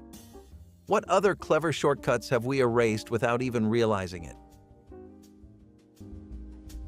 Hand crank ice crushers with open gears were the kind of contraption that looked like they belonged in a factory rather than on a kitchen counter. These heavy metal machines had exposed gears that ground ice into shards with a satisfying crunch, and families used them for cocktails, snow cones, and summer drinks without ever guarding the moving parts. The crank handle spun freely, and the gears meshed with enough force to crush anything that slipped between them, including curious fingers. Kids loved turning the handle because it made them feel powerful, like they were operating real machinery, and parents rarely stopped them because fresh crushed ice outweighed any worry. Hair, sleeves, and jewelry all found their way into the gears, and the injuries ranged from painful pinches to far worse. The machines sat proudly on counters during parties, completely unshielded, humming with the mechanical charm the 1970s celebrated. Once modern appliance safety standards caught up with common sense, these crushers were banned for household use. It is almost comical to picture a kitchen tool with exposed industrial gears sitting next to the toaster, but that was how things worked. Teflon pans with unregulated PFOA coatings were marketed as revolutionary miracles in the 1980s, promising effortless cooking and even easier cleanup. Families embraced them enthusiastically, thrilled by the idea of eggs sliding cleanly off the surface and sauces refusing to stick no matter how long they simmered. These pans appeared in wedding registries, holiday gift guides, and nearly every kitchen cupboard across the country. What people did not know was that the coatings contained perfluorooctanoic acid, a chemical that released toxic fumes when pans overheated on high flames. Families cooked on these surfaces daily, sometimes leaving empty pans on hot burners or cranking the heat higher than manufacturers recommended. The fumes were invisible but dangerous, capable of causing flu-like symptoms in humans and proving fatal to pet birds in the same room. Researchers eventually documented the health risks and environmental persistence of PFOA, leading to voluntary phase-outs and tighter regulations. Modern non-stick coatings no longer contain the chemical, but for years those gleaming pans sat on stoves across the nation, quietly releasing hazards with every overheated meal. Phosphate-loaded dishwasher detergents were the miracle powders that made 1970s dishes sparkle like never before, dissolving grease and eliminating water spots with a chemical efficiency that seemed almost magical. Families poured them into machines without measuring, believing that more powder meant cleaner dishes and brighter glassware. The phosphates inside these detergents softened water and suspended food particles beautifully, but they did not stop working when they drained away. Every wash cycle sent these chemicals flowing through pipes, into sewers, and eventually into lakes, rivers, and streams.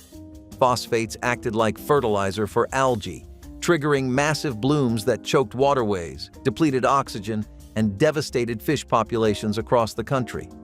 Lakes turned murky green, covered in thick mats of growth that smelled sour and killed everything beneath them. Scientists traced the environmental collapse directly to household detergents used by millions of well-meaning families. When bans finally arrived, many people were shocked to learn that their spotless dishes had contributed to ecological disasters unfolding miles away from their kitchen sinks. If you grew up poor in the 1970s, chances are your kitchen drawer held a stack of dish rags that once had a very different life. They were old towels, worn thin, cut down to size, and put back to work. Nothing went to waste, especially not fabric. Frayed edges, faded colors, and stains told the story of their first life. When they were no longer good enough to dry a person, they were good enough to dry dishes. They were scrubbed against counters, soaked in dishwater, and wrung out until threads started to unravel. Poor families could not afford to buy new dishcloths every few months. When you visited a neighbor's home, you would see the same thing. Stacks of cut-up towels folded neatly in a drawer, waiting to be used. What might seem ragged or second-rate now was, back then, just part of life. Those dish rags were symbols of resilience, proof that families knew how to stretch the usefulness of every item. They held the memory of a different time, when resourcefulness was second nature. Does it surprise you that something as small as a rag could remind people of both hardship and pride? Polyester was the fabric of the future, shiny, smooth, and effortlessly modern. In the 1970s, it covered everything from clothing to home decor. When polyester curtains hit the market, homeowners fell in love. They looked elegant, never needed ironing, and came in every color imaginable. But there was a hidden problem. Polyester burns fast and hot. A single spark from a candle, a brush against a space heater, or even a cigarette could turn them into a sheet of fire. Magazines called them the miracle of modern fibers, celebrating their durability and low maintenance, but left out the fact that once they caught fire, they melted onto skin. The chemical smell of burning polyester haunted firefighters and emergency rooms alike. It was fashion and function turned fatal under the glow of a single match. reports of sudden household blazes started surfacing, each one eerily similar.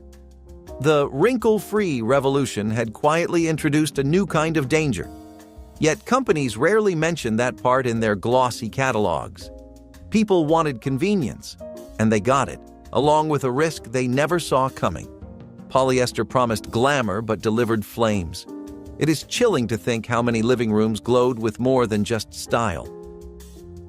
Color-changing fiber optic centerpieces were the crown jewels of 1980s decor. A bundle of delicate plastic strands shimmered in rainbow light, casting a soft, shifting glow across coffee tables and mantels. They looked like something from outer space, a little tacky, a little mesmerizing. Guests couldn't stop watching the colors fade from blue to pink to green, as if time itself were melting. When the lights went out, the room would glow like a dreamscape, quiet, hypnotic, alive. Families would gather around them during parties, letting the soft glow wash over laughter and music. Even when unplugged, they looked magical, frozen mid-dance in a tangle of light and memory. Kids would sit cross-legged in front of them, hypnotized by the glowing strands like they were watching fireworks underwater. Even adults couldn't resist turning off the lights just to see the room transform into a swirl of color. Every flicker of color felt alive, pulsing in rhythm with the hum of the house.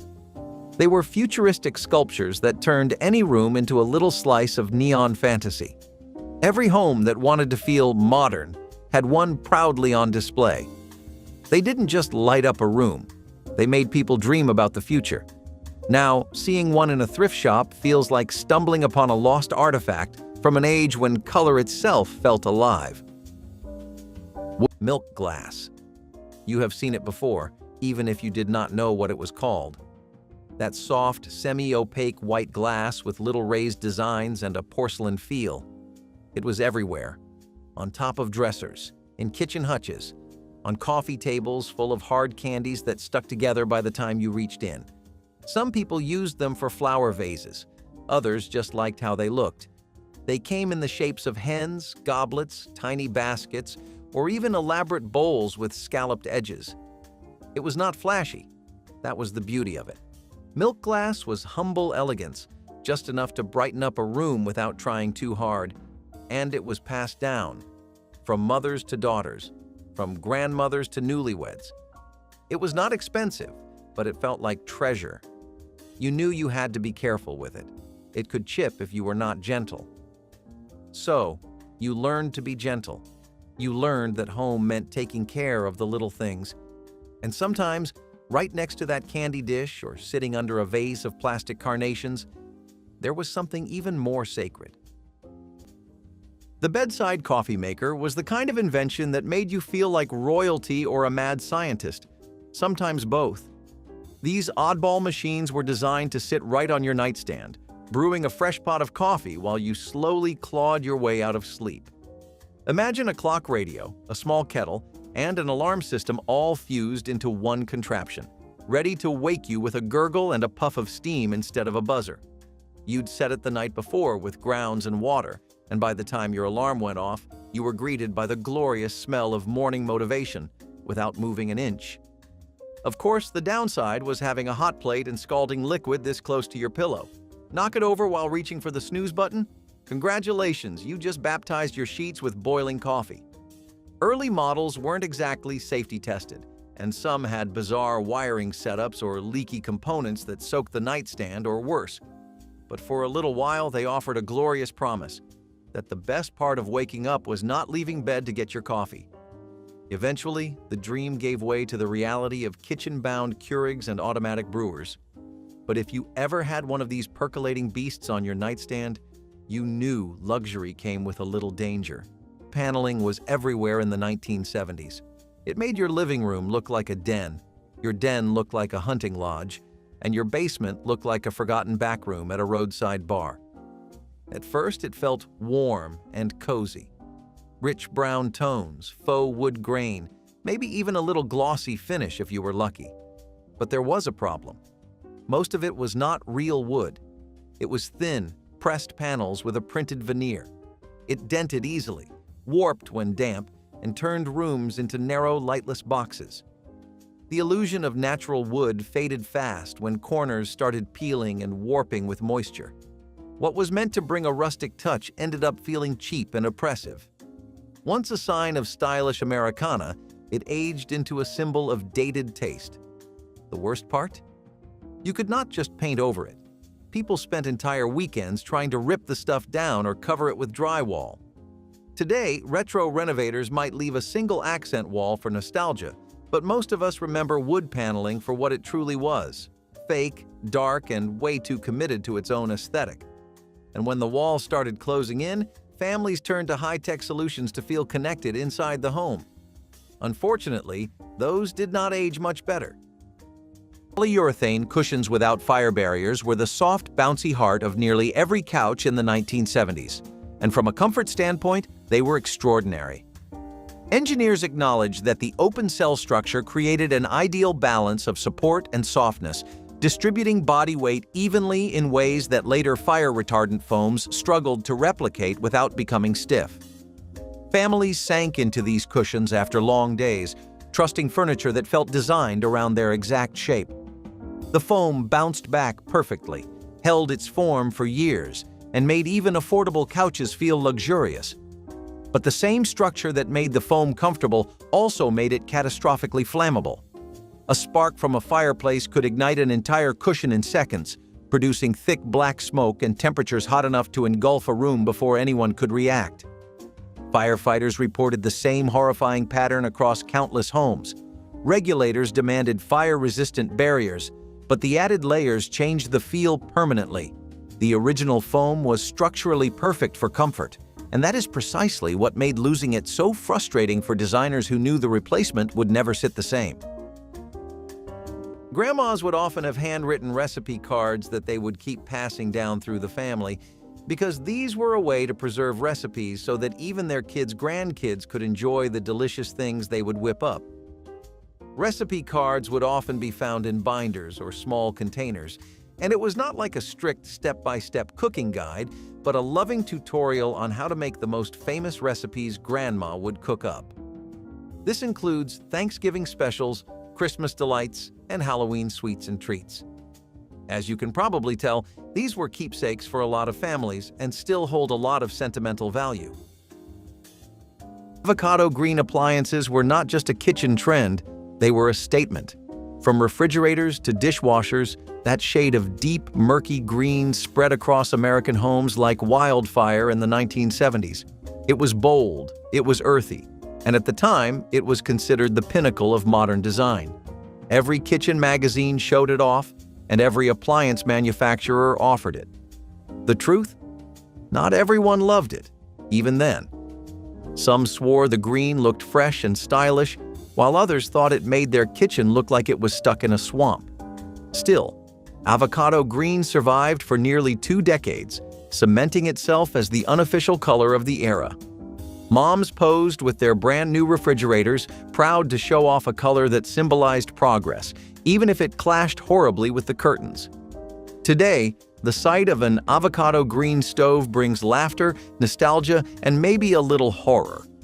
But back then, it was nothing less than fashionable.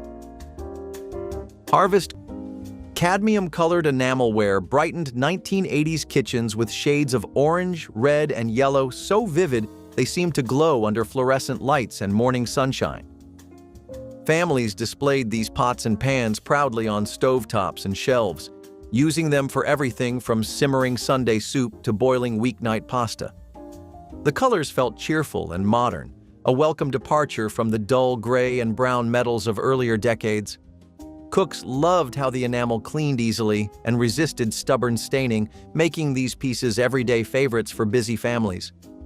But cadmium, the heavy metal that created those brilliant hues, did not stay locked inside the enamel coating forever.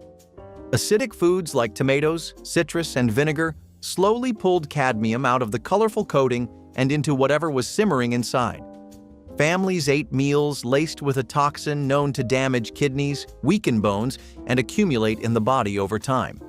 When testing revealed how easily cadmium leached from decorative cookware, regulators demanded strict limits that banned the brightest colors from kitchen use. Those eye-catching pots became dangerous antiques, reminders that cheerful colors sometimes carried the greatest hidden risks.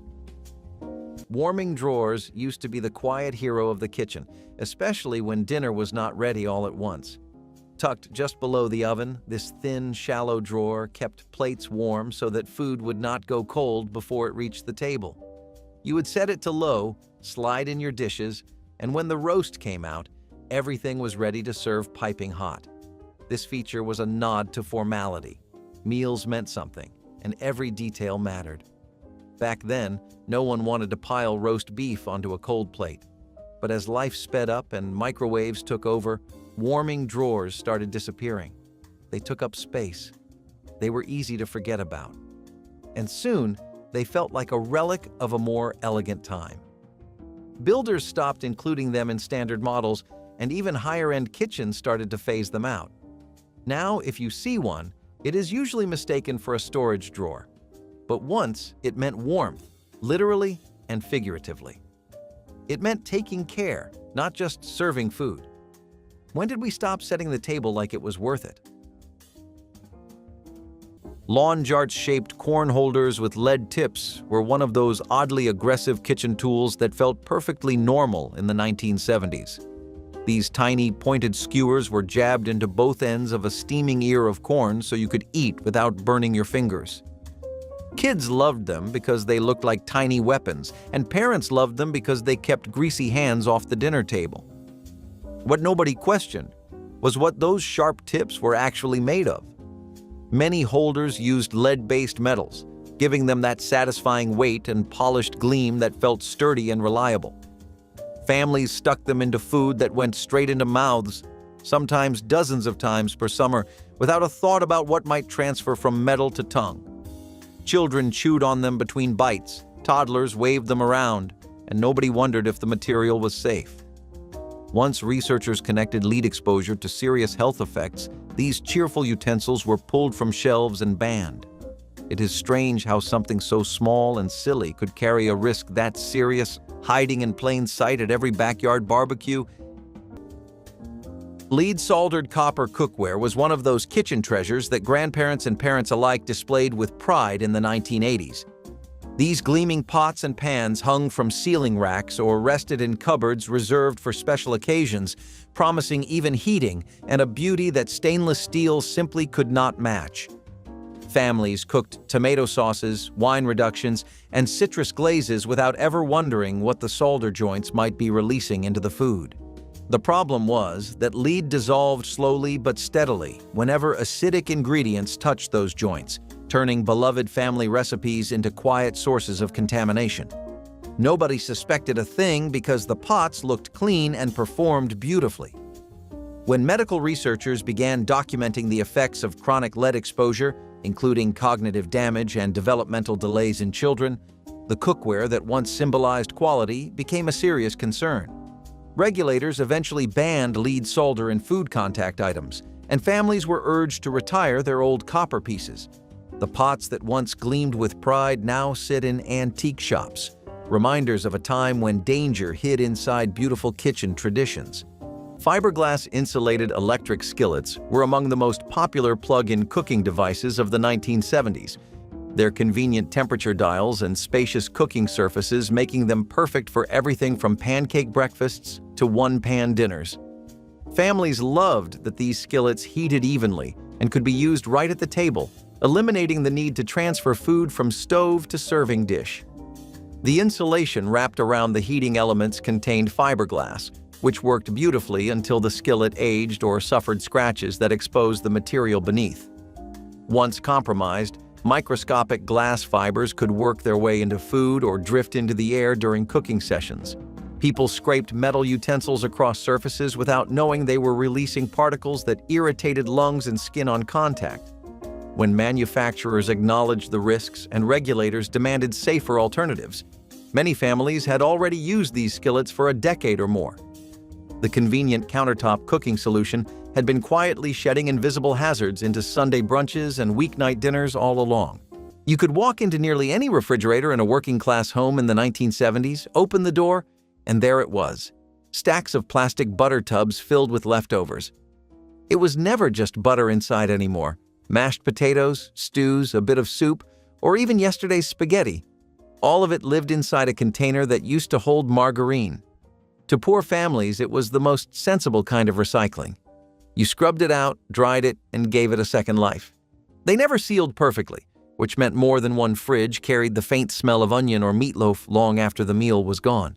Kids would know the disappointment of grabbing what looked like butter for toast and finding last night's beans instead. Still, these tubs represented survival. They were an answer to expensive glass Tupperware that only better-off families could afford. To the poor, these humble containers stretched every penny in every meal. In a way, they told a story about making do with what you had, even when it was not glamorous. Do you ever wonder if the ingenuity we had then has quietly disappeared from our kitchens today? Macrame was everywhere in the 1970s. From wall art to plant holders, it was the ultimate expression of homemade beauty and bohemian life.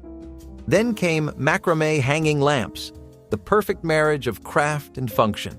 Warm, textured, handmade, they turned living rooms into cozy sanctuaries. But as it turned out, beauty and fire rarely mix well. The woven cords, often made from cotton or jute, dangled dangerously close to incandescent bulbs that burned hot enough to ignite them in seconds. Families admired their glow, unaware that the same lamp could go up in flames at the flick of a switch.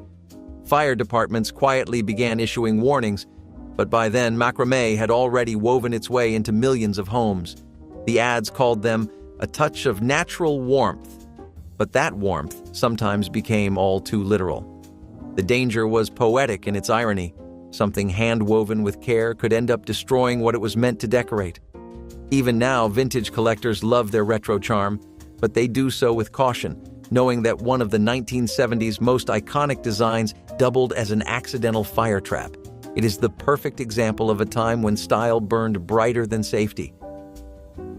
Cornflower blue. Corningware dishes were more than cookware. They were a symbol of trust. Every mother, grandmother, and aunt had a stack of them, their glossy white bodies stamped with that delicate blue flower pattern. You could bake, freeze, or microwave them, and somehow they would always survive. Each dish was passed from oven to table like a badge of care, the kind of thing that stayed warm long after the meal was gone. Even when one was chipped or stained, no one dared throw it away. It had history baked into its surface. They sat on stovetops and holiday tables for decades, carrying everything from tuna casseroles to Sunday roasts. Each one bore tiny scratches and faded spots that told stories only family could recognize. These dishes didn't chip, crack, or fade, no matter how many family reunions or church potlucks they endured.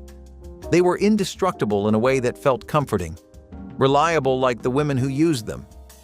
Every casserole that came out of those dishes carried more than food, it carried a family's story. Today, people hunt for them in thrift stores, trying to touch a piece of that everyday magic. The simple blue flowers became a kind of heirloom, quietly reminding us that some things were built to last. Let me paint you a picture, literally. You walk into the bathroom and there it is. A metal trash can, hand-painted with flowers, maybe strawberries, maybe tiny little bluebirds. Toll painting, they called it. A fancy name for what was basically folk art with heart. These trash cans were not hidden away. They were proudly placed beside vanities or near the toilet, like a small sign that even the most forgettable corners of the home deserved beauty. The base was usually tin or aluminum, light enough to dent, strong enough to last through the years. You would see them in pastel colors, matched to the wallpaper or the rug, sometimes even forming part of a coordinated bathroom set with matching tissue holders and soap dishes. And they were always clean, almost suspiciously so. Because throwing something into a painted trash can somehow felt like you were doing something rude. They were never just containers, they were art. And that idea of dressing up the ordinary, that spilled into everything. Even the spare toilet paper roll needed to look its best. And that is when something truly unforgettable showed up, something that turned necessity into nostalgia with a smile and a little yarn wig. The wall-mounted ashtray vacuum was peak 1960s problem-solving. Why just stub your cigarette when you could suck it into oblivion? These odd little gadgets were built right into the wall, usually next to your favorite recliner or in the wood-paneled basement, where every table already had at least 3 ashtrays. The idea was simple. You'd flick your ash into the metal tray, press a button, and a small vacuum would slurp up the ashes and cigarette butts into a hidden collection chamber behind the wall. Gone in a puff. No mess, no fuss, just the sweet hum of carcinogens disappearing into the drywall. Homeowners loved it because it felt futuristic, like something from the Jetsons, except instead of cleaning robots, you had a hole in the wall full of soot and smoldering paper. The problem? Nobody cleaned the vacuum chamber, ever. Some models would clog. Others caught fire because, surprise, hot ashes and dusty drywall insulation do not mix well. They also became nesting grounds for bugs, mold, and whatever else liked warm, smoky crevices. Eventually, fire codes caught up, and these were phased out or sealed up and forgotten behind retro wallpaper. If your grandparents had one, it's probably still hiding back there, waiting patiently in the shadows. And while that one tried to hide your bad habits, the next device went all in on pretending to fix them, with a jiggly vengeance. 60 gadgets that arrived in bright packaging, promised to change the way America cooked, and ended up next to the twist ties and expired coupons. If any of these brought back a kitchen memory you had buried for decades, drop it in the comments. And if you want more of the things that shaped everyday life in the 1970s and 1980s, hit subscribe so you do not miss what is coming next.